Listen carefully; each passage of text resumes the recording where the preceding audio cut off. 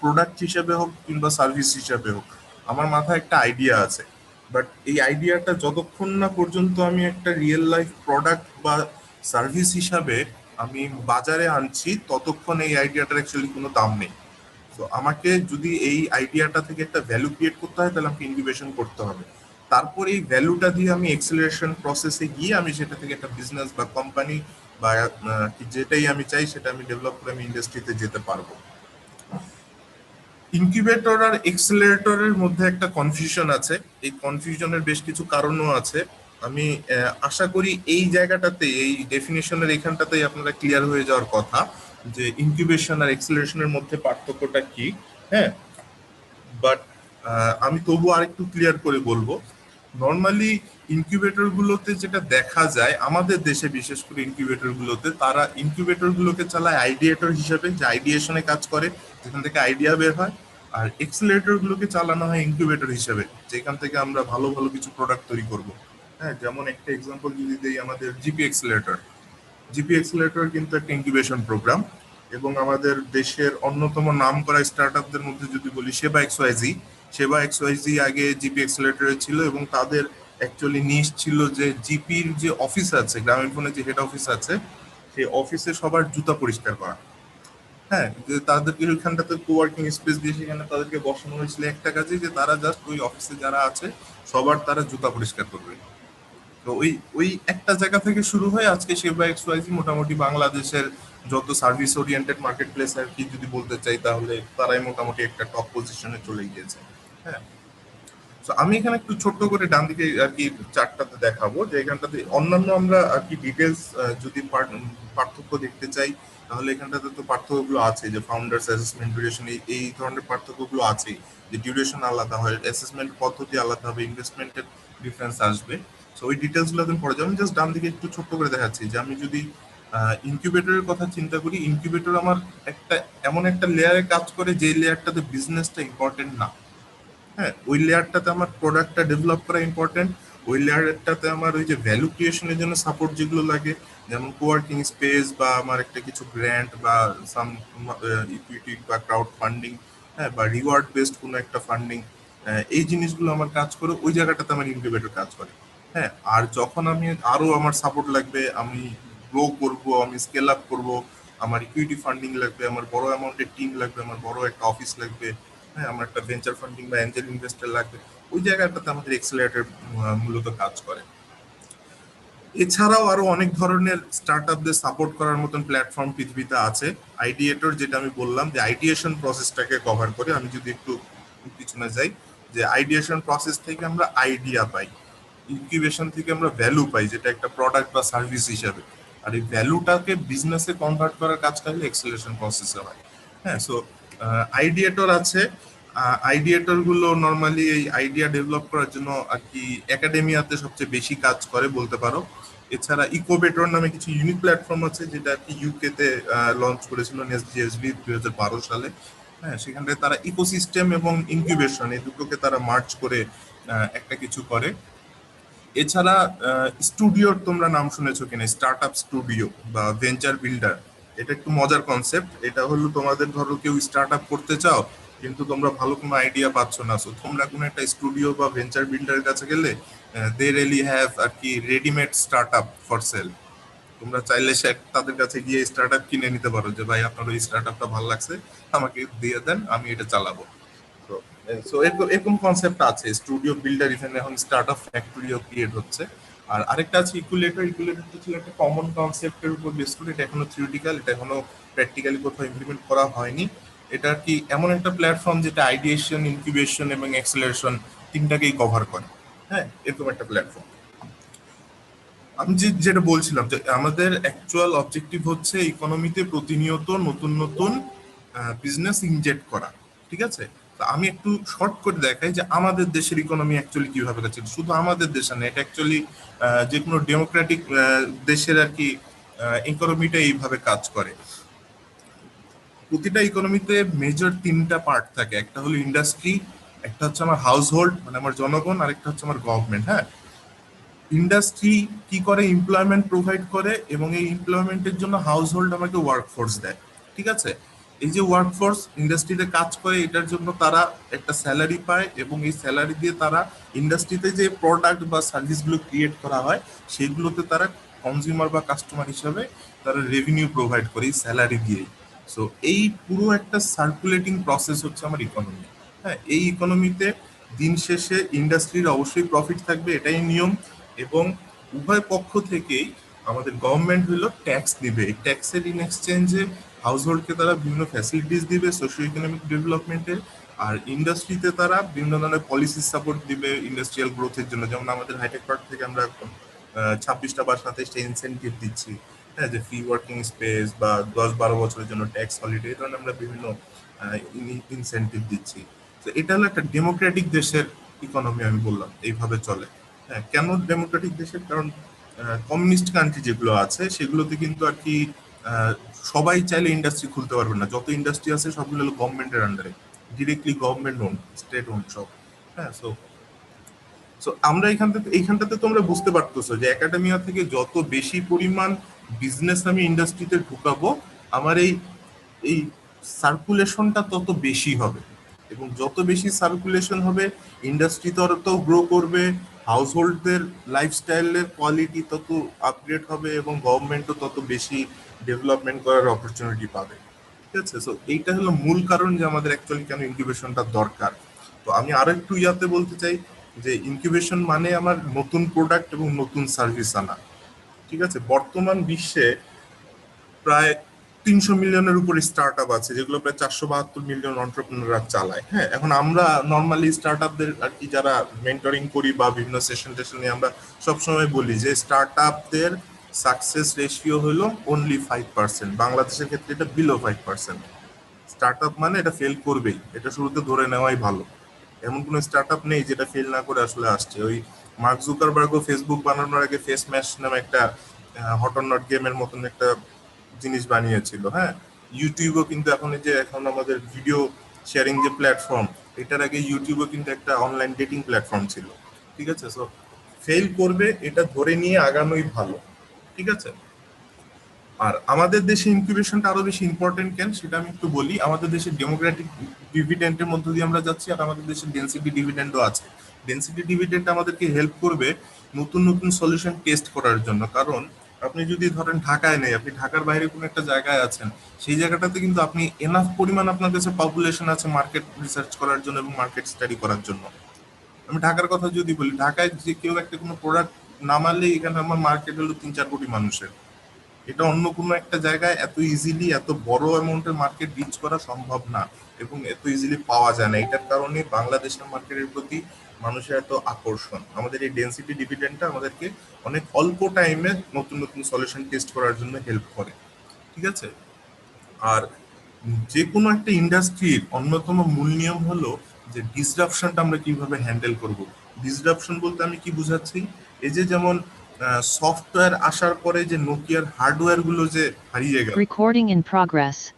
ঠিক আছে, সফটওয়্যার আসার পরে যে নোকিয়ার হার্ডওয়্যার হারিয়ে গেল, নোকিয়ার কোম্পানিটা যে চলে গেল। হ্যাঁ, তারপরে যে ডিজিটাল ক্যামেরা আসার পরে যে কোড্যাক, যাদের অ্যাকচুয়াল বিজনেস ছিল অ্যাকচুয়ালি ক্যামেরার যে রিল বা ফিল্ম সেটা সেল করা, তারা হারিয়ে গেল। সো এই যে নিউ ওয়েভস অফ ইনোভেশনস গুলো যখন আসবে, সেই সময় আমি কিভাবে হ্যান্ডেল করছি, এটা একটা অন্যতম গুরুত্বপূর্ণ ব্যাপার। এবং এখানটার জন্যই আমাদের ইনকিউবেশন অ্যাকচুয়ালি দরকার, যে আমরা প্রতিনিয়ত যেন নতুন নতুন সলিউশন, নতুন নতুন প্রোডাক্ট, নতুন নতুন সার্ভিস যেন আমরা টেস্ট করতে পারি।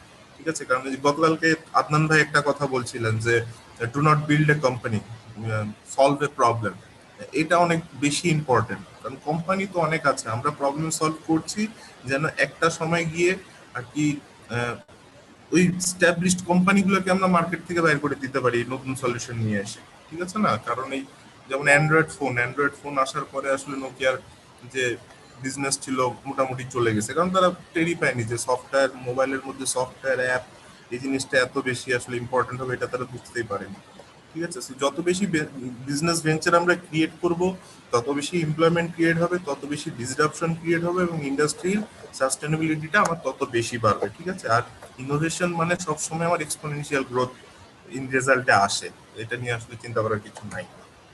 হ্যাঁ, আচ্ছা, কি টার্গেট করব সেটা যদি একটু বলি, বর্তমানে বিশ্বের সবচেয়ে আর কি যদি 10টা দেশ বলি, সবচেয়ে বেশি স্টার্ট আপ আছে। 1 নম্বরে আছে ইউএসএ, 2 নম্বরে সারপ্রাইজিংলি ইন্ডিয়া।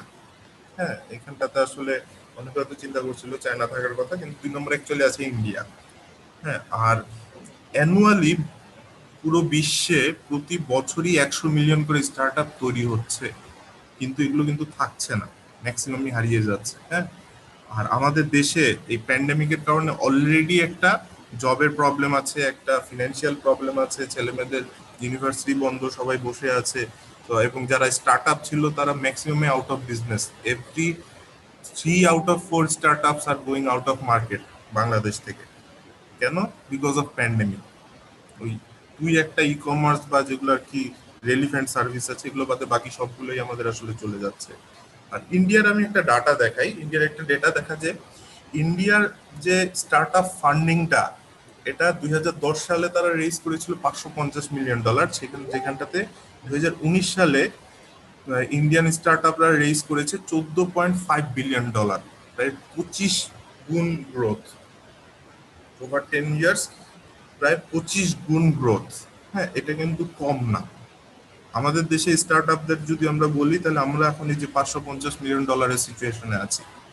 আমাদের দেশের এখন যদি আমরা স্টার্ট আপটা কত টাকা ফান্ড রেজ করেছে টোটাল হিসাব করি, তাহলে আমরা এই যে এই পজিশনে আছি। সো আমাদেরকে এখন এরকম 25-30 গুণ গ্রোথ একটা টার্গেট করতে হবে। আর আমাদের দেশে ইনকিউবেশনের জন্য সবচেয়ে বড় বেনিফিট যেটা, সেটা হচ্ছে যে প্রতি বছর আমাদের দেশ থেকে 10 লক্ষ গ্র্যাজুয়েট বের হচ্ছে, এবং এই 10 লক্ষ গ্র্যাজুয়েটদের প্রত্যেকেরই আসলে কোনো না কোনো একটা থিসিস প্রজেক্ট থাকে, একটা রিসার্চ প্রজেক্ট থাকে, বা একটা র্যান্ডম আইডিয়া থাকে, বা একটা বিজনেস কেস থাকে ডেভেলপ করা, কিছু না কিছু একটা সবারই আছে। ঠিক আছে, সো এই 10 লক্ষর মধ্যে 10 লক্ষ সবাই কিন্তু আমার পটেনশিয়াল অন্টারপ্রেনার, যাদেরকে যদি আমি একটু ট্রেন আপ করি, আমি যদি তাদেরকে অ্যাকচুয়ালি সেই রাইট অপরচুনিটিটা দেখাই, রাইট প্যাথে আমি গাইড করতে পারি, এই 10 লক্ষ থেকেই কিন্তু আমি স্টার্ট আপ ক্রিয়েট করার সুযোগ পাবো। ঠিক আছে, সো এটা হলো আমার দেশের জন্য সবচেয়ে বড় একটা বেনিফিট। আমি এখন ইনকিউবেশনে চলে যাব। ইনকিউবেশনের মূলত 3টা পার্ট আছে, 3টা পার্ট নিয়ে আমরা আলোচনা করবো। একটা হলো প্রি ইনকিউবেশন, একটা হলো ইনকিউবেশন, একটা হলো পোস্ট ইনকিউবেশন। আর এর মধ্যে আমরা কিছু কমপ্লিমেন্টারি জিনিসপত্র আছে যেগুলো ইনকিউবেটররা দেয়, সেগুলো নিয়ে আমরা আলোচনা করব। আমাদের মূল আলোচনাটা হচ্ছে আসলে যে ইনকিউবেশনটা কিভাবে হয়, পুরো বিশ্বে কিভাবে হয়ে আসছে, পুরো ইতিহাসে এর আগে কিভাবে হয়ে আসছে, নতুন ইনকিউবেশন যেগুলো এখন হচ্ছে, এখনকার বর্তমান ইনকিউবেশন প্রসেসের মধ্যে পার্থক্যগুলো কি, এই জিনিসগুলো নিয়ে আলোচনা করা। আলোচনাটা একটু বোরিং মনে হবে, বাট এর পরের সেশনে আমি সেই বোরিংনেসটা আর কি পোষায় দিব আশা করি। প্রথমে বলি আমার প্রসেসে ইনপুটস কি। আমি প্রি ইনকিউবেশনে চলে আসছি। আমার প্রসেসে ইনপুটস হচ্ছে, আমি যেটা বললাম, যে থিসিস পেপার হতে পারে, ফাইনাল ইয়ার প্রজেক্ট হতে পারে, যে কোনো কিছু ইনকিউবেট করা যাবে। একাডেমিক বা ইন্ডাস্ট্রিয়াল যে কোনো একটা রিসার্চ ইনকিউবেট করা যাবে, কোনো একটা concept, hypothesis, random idea incubate করা যাবে। কোনো একটা আমার প্রোটোটাইপ রেডি আছে, আমার একটা এমভিপি রেডি আছে, এটা ইনকিউবেশন লাগবে। নট নেসেসারি যে আমার এমভিপি হয়ে গেছে বা প্রোটোটাইপ রেডি, আমার ইনকিউবেশন করার দরকার নাই। এটার ইনকিউবেশন সবচেয়ে বেশি দরকার। স্টার্ট আপ বা যে কোনো একটা এসএমই এন্টারপ্রাইজ ইনকিউবেশন করার সুযোগ আছে। যে কোনো বিজনেস ভেঞ্চার বা স্টার্ট আপ যেটা বিলো গ্রোথ স্টেজে আছে, তার ইনকিউবেশন দরকার। কেন দরকার? রাইট মডেলটা খুঁজে বের করার জন্য, প্রোডাক্ট মার্কেট ফিটটা পাওয়ার জন্য, বিজনেস মডেলের ফিটটা পাওয়ার জন্য তার ইনকিউবেশন করার দরকার। যে কোনো ধরনের সলিউশন, যে কোনো একটা প্রবলেম সলভ করছে, তার ইনকিউবেশন দরকার। কেন? যেন ওই সলিউশনটাকে আমরা একটা প্রোডাক্ট বা সার্ভিস হিসেবে মার্কেটে আনতে পারি। এটা যে কোনো সলিউশন হতে পারে। সো শুধু আইডিয়াই যে ইনকিউবেশন হবে বা শুধু স্টার্ট আপ হবে এরকম না। ইনকিউবেশন অনেক কিছু হতে পারে, অনেক কিছু থেকে ইনকিউবেশনের আসলে সোর্স আসতে পারে। ইনকিউবেশনের জন্য দরকার একটা সাপ্লাই চেন। আমি ইনকিউবেশন করাবো, তাহলে আমার প্রতি রেগুলারলি আমার সেই ফ্লোটা আসতে হবে আমার ইনপুটদের। এই ফ্লোটার জন্য একটা সাপ্লাই চেন দরকার। সাপ্লাই চেন প্রোগ্রাম বলতে আমরা নর্মালি কম্পিটিশন গুলোকে বুঝি। আমাদের দেশে নর্মালি যে কম্পিটিশন গুলো হয় সেগুলোকে, যেমন অর্ডিনারিলি আমি যদি দেখি, তাহলে এই কম্পিটিশন গুলো 4টা আর কি সিম্পল স্টেপে হয়ে থাকে। যে আমি একটা অ্যাপ্লিকেশন লঞ্চ করব, একটা স্ক্রিনিং করব, তারপর কিছু পিচিং করব, পিচিং করে আমি সিলেক্ট করে নিব যে কাদেরকে কাদেরকে আমি নিচ্ছি। এটা রেগুলার বাংলাদেশের আর কি মোটামুটি আমরা যতগুলো কম্পিটিশন আছে সেগুলো যদি দেখি, তাহলে মোটামুটি সবগুলোতে আমরা সেম ধরনের একটা প্রসেস, শুধু বাংলাদেশে না, এটা পুরো ওয়ার্ল্ডেরই বলতে গেলে আর কি সেম একটা প্রসেস পাবো। একটা অ্যাপ্লিকেশন ছাড়ছে তারা অনলাইনে বা অফলাইনে, এখন সবই অনলাইনেই। তারপরে একটা প্রিলিমিনারি স্ক্রিনিং করে তারা একটা শর্ট লিস্ট দিচ্ছে, পিচিং এর জন্য ডাকছে, পিচিং এর থেকে যারা ভালো করছে তাদেরকে সিলেক্ট করছে। একদম বেসিক কমন প্রসেস। বাট আমরা আর কি, বিশেষ করে আমার যে পার্সোনাল কাজের যে এক্সপিরিয়েন্স, আমি যেমন 2015 সাল থেকে কাজ করছি মাইক্রোসফট ইয়াংমাল্লা ইন্টার্নশিপ প্রোগ্রাম আগে করতাম। এরপর আমরা স্টুডেন্ট স্টার্ট আপ চালালাম, বঙ্গবন্ধু ইনোভেশন গ্র্যান্ড অলরেডি চলছে, ইয়াং বাংলা বিচ্ছুরণ আমরা একটা করেছি, এখন ইউনিভেটর চলছে। তো এগুলো কাজের আমাদের যে এক্সপিরিয়েন্স, সেখান থেকে আমাদের মনে হয়েছে যে এই বেসিক প্রসেসটাতে কিছু চেঞ্জ আসার দরকার। হ্যাঁ, যে জাস্ট আমি একটা অ্যাপ্লিকেশন দিলাম, দিয়ে স্ক্রিনিং করে সিলেক্ট করে এনে বললাম পিচিং করো, পিচিং দেখে আমি তাকে জাজ করলাম, এটা অ্যাকচুয়ালি হয় না। হ্যাঁ, ওই যেমন বলে না যে 2 ঘন্টা 3 ঘন্টার পরীক্ষা একটা মানুষের আসলে মেধাকে ডিফাইন করতে পারে না, তেমন আসলে 2-3 মিনিটের পিচিংও একটা স্টার্ট আপকে ডিফাইন করতে পারে না। এখানটাতে আসলে অনেক ব্যাকগ্রাউন্ড হিস্ট্রি থাকে যেটা আমাদেরকে জানার লাগে। হ্যাঁ, ওই যে মানুষটা যে অন্টারপ্রেনার, তার একটা ব্যাকগ্রাউন্ড থাকে, তার একটা ব্যাপার থাকে, তাকে আমরা অ্যাকচুয়ালি ইনভেস্ট কিন্তু কখনো কোনো টিমকে করা হয় না, ইনভেস্ট করা হয় মানুষটার উপর। আমি ধরো তোমাদের কোন একটা স্টার্ট আপে ইনভেস্ট করতেছি, আমি তোমাদের স্টার্ট আপে বা তোমাদের আইডিয়াতে ইনভেস্ট করতেছি না। ইটস নট যে তোমার কাছে একটা গ্রেট আইডিয়া আছে, ফ্যান্টাস্টিক আইডিয়া আছে, আমি আমি এখানটাতে ইনভেস্ট করছি কারণ আমার কাছে তোমাকে গ্রেট মনে হয়েছে, তোমাকে আমার কাছে এখানটাতে ফ্যান্টাস্টিক মনে হয়েছে যে তুমি এখানটাতে আর কি পড়ে গেলে তুমি উঠে দাঁড়িয়ে আবার এগিয়ে যেতে পারবা, এই জন্য আমি তোমাকে ইনভেস্ট করছি। হ্যাঁ,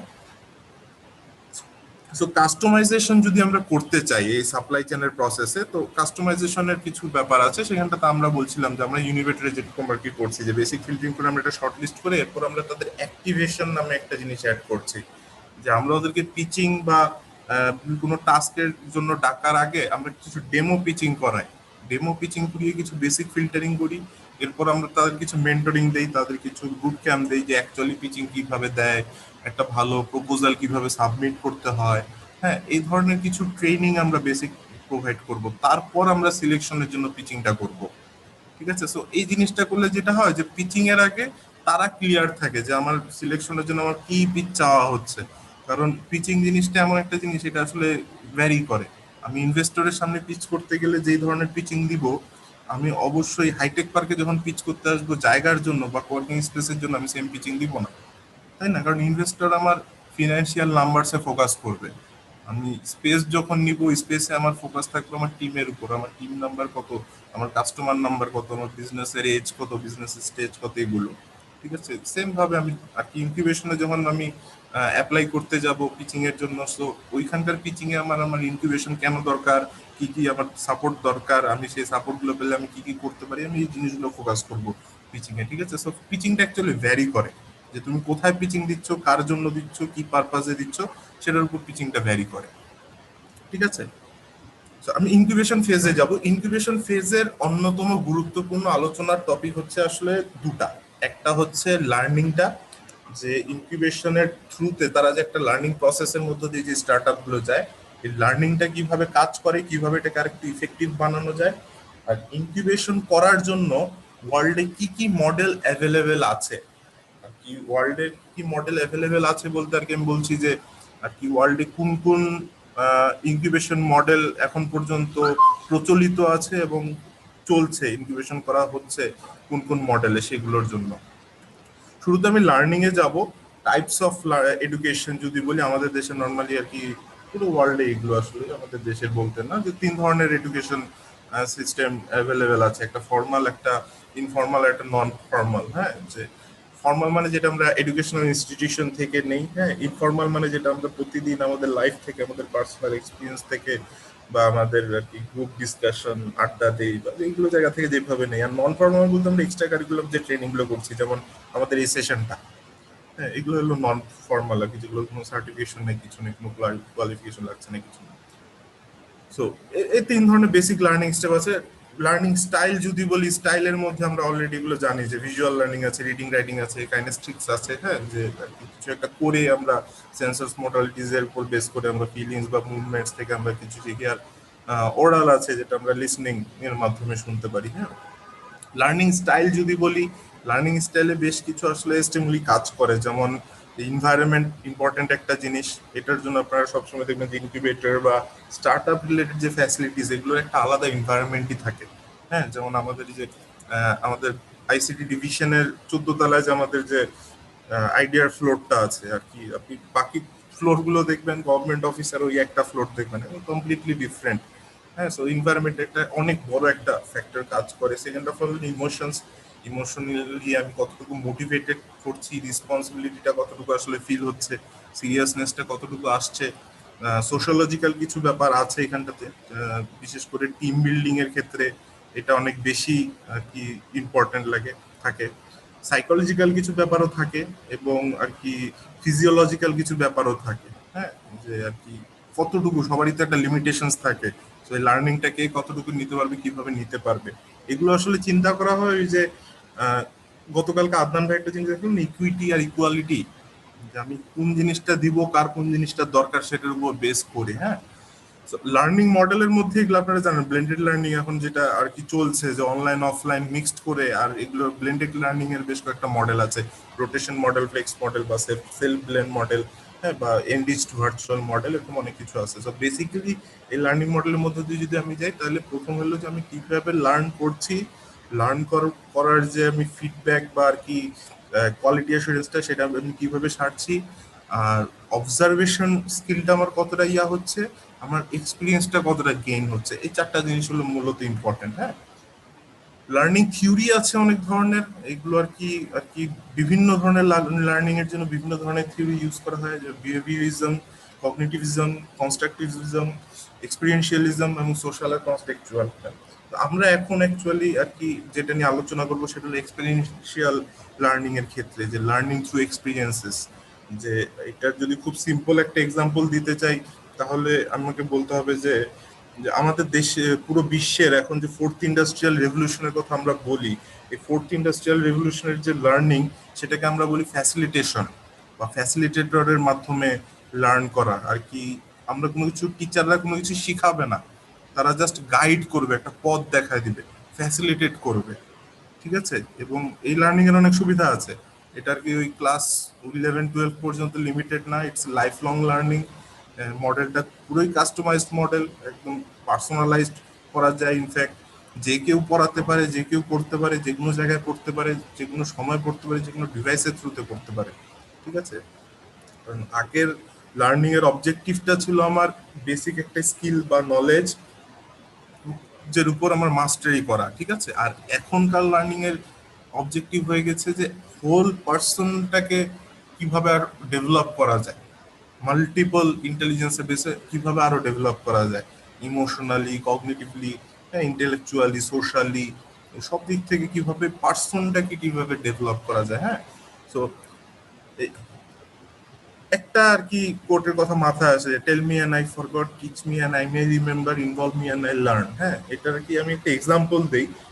ছোটবেলায় আমরা যখন সাইকেল চালা শিখি, ওটা একটা গল্প ছিল না, আমাদের ইংরেজি বইয়ে একটা গল্প ছিল, যে দুইজন বন্ধু সাইকেল চালা শিখবে। এটার জন্য একজন কি করলো, একজন একটা বই কিনে আনলো যে how to ride a bicycle, আর আরেকজন একটা সাইকেল নিয়ে এসে চালানো শুরু করলো। সো কার আসলে চালানো শেখাটা ইফেক্টিভ হবে, কে ইফেক্টিভলি চালানো শিখতে পারবে, এবং কার এটা আজীবন মনে থাকবে, এটা আমরা সবসময় দেখি যে যে আসলে ওই সাইকেল চালানো শুরু করে দিচ্ছে, ওরই এটা মনে থাকবে, ও এটা কখনো ভুলবে না। আর বই পড়ে যে শিখছে, ও কিছুদিন পরেই এটা ভুলে যাবে, এটা আসলে মনে রাখার কোনো সুযোগ নেই। তো এটার জন্য আমরা এক্সপেরিয়েন্সিয়াল লার্নিং এ অ্যাকচুয়ালি ফোকাস করি। এক্সপেরিয়েন্সিয়াল লার্নিং এর খুব সিম্পলি বলতে গেলে চারটা স্টেপ আছে। হ্যাঁ, একটা হচ্ছে যে আমার এক্সপিরিয়েন্স করা, একটা হচ্ছে আমার অবজার্ভ করা, এরপর একটা কনসেপচুয়ালাইজ করা, তারপর আমার এক্সপেরিমেন্ট করা। ঠিক আছে, যে আমি একটা যে কোনো একটা কনসেপ্ট নিয়ে আমরা কাজ করা শুরু করতেছি। তো কনসেপ্ট গুলো হলো তো আসে আমাদের থট থেকে, থটস গুলো হয় আমাদের অ্যাবস্ট্রাক্ট। সে একটা অ্যাবস্ট্রাক্ট থট থেকে যদি আমি কাজ করা শুরু করি, আমাকে ফার্স্টে যেটা করতে হবে, একটা অ্যাক্টিভ এক্সপেরিমেন্ট করতে হবে সেই থটস গুলোর উপর, সেই কনসেপ্টের উপর। এক্সপেরিমেন্টের ফলে যে আমি রেজাল্টটা পাবো, সেটা আমার এক্সপিরিয়েন্স করতে হবে, সেটা আমার অ্যানালাইসিস করতে হবে। তারপর আমি অবজার্ভ করে আমি বুঝবো যে আসলে এখানে জিনিসটা কি হচ্ছে। ঠিক আছে, সো এই চারটা ফেজে বেসিক্যালি আমাদের এই এক্সপেরিয়েন্সিয়াল লার্নিং সাইকেলটা কাজ করে। এবং যতগুলো আমাদের এক্সপেরিয়েন্সিয়াল লার্নিং এর আর কি এক্সাম্পল আমি বললাম, যে আর কি সাইকেল চালানো, বা রান্না করা, বা এই ধরনের যে আর কি প্র্যাকটিক্যাল জিনিসগুলো যেগুলো আমরা আমাদের লাইফে করি, এগুলো কিন্তু আমরা এক্সপেরিয়েন্সিয়াল লার্নিং থেকেই শিখি। হ্যাঁ, নতুন একটা কনসেপ্ট নিয়ে আমরা আলোচনা করব, এটা হলো ফিনোমেনন বেসড লার্নিং। এটা সম্পর্কে আপনারা অনেকে হয়তো বা জানেন যে 2016 সালে বিশ্বের সর্বসেরা এডুকেশন সিস্টেম যাদের আছে ফিনল্যান্ড, তারা ডিসিশন নিল যে তারা তাদের এডুকেশন সিস্টেম ফেলে দিবে, ওয়ার্ল্ড বেস্ট এডুকেশন সিস্টেম যেটা নাকি কোনো কাজে আসতেছে না। তো তারা তখন একটা নতুন জিনিস শুরু করলো, সেটা হলো phenomenon based learning. Phenomenon based লার্নিংটা যদি আমি খুব সিম্পলি বলি, আপনারা যে থিসিস করেন, এই থিসিসটাই করতেছেন আপনারা কোনো থিওরিটিক্যাল টপিকের উপর না, একটা রিয়েল লাইফ ফিনোমেননের উপর। ইন শর্ট, একদম সিম্পল ওয়েতে ফিনোমেনন বেসড লার্নিং হলো যে আপনি থিসিস করবেন, বাট একটা রিয়েল লাইফ ফিনোমেননের উপর, কোনো থিওরিটিক্যাল কোনো টপিকের উপর না। ঠিক আছে, সো এটা খুব চারটা সিম্পল স্টেপ আছে, চার পাঁচটা, যে কিভাবে এই ফিনোমেনন বেসড লার্নিংটা করা যায়। যে ফার্স্টে আমি একটা যে কোনো একটা ফিনোমেনার গোল আমি সেট করব, ফিনোমেনাটা কি সেটা নিয়ে আমি করব, সেটা নিয়ে আমি অন্যান্যদের সাথে এঙ্গেজ হব, তাদের সাথে কমিউনিকেট করব, নিজে কিছু আমি অনলাইন থেকে শেখার চেষ্টা করব, অফলাইনে বই পড়ে শেখার চেষ্টা করব। এরপর আমি ইনকোয়ারির জন্য আরেকটু ফার্দার অ্যানালাইসিসে চলে যাব, ভালো ভালো কোয়েশ্চেন ফিডব্যাক এগুলো নিয়ে ফাইনালি আমি 6 নম্বরে গিয়ে আমরা যেটা করি, এটা থিসিস রিপোর্ট দিয়ে এটা প্রেজেন্টেশন দিই, রাইট? সো এরকম একটা পোর্টফোলিও বা একটা আমি ইনসাইটস কি কি পেলাম সেটা আমি শেয়ার করবো সবার সাথে। ফিনোমেনন বেসড লার্নিং এর অনেকগুলো এখানটাতে ভার্সন আছে আর কি, আমরা পিবিএল বলি।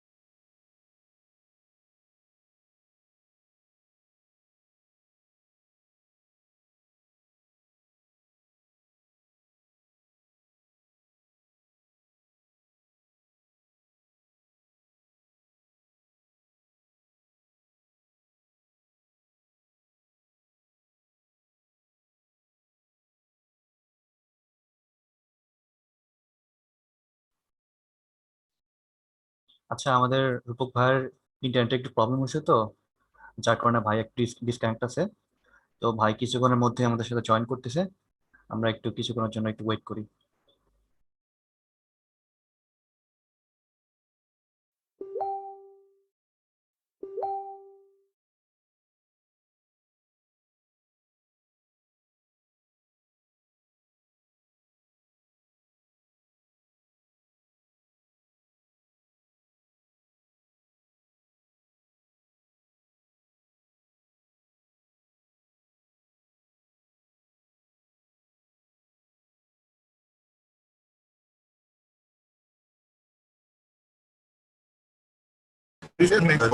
ডিফারেন্ট ভাষা আছে।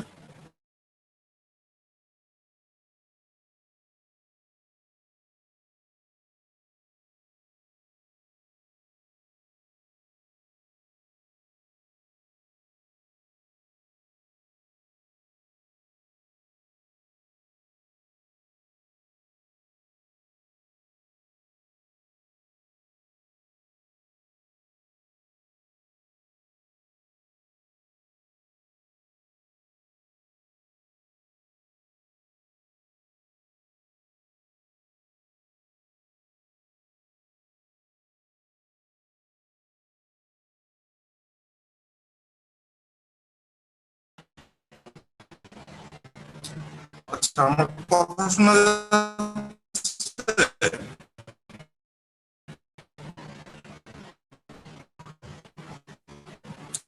ভাই শোনা কেটে যাচ্ছে কেটে ভাই, আসতেছে একটু। কেটে কেটে আসতেছে।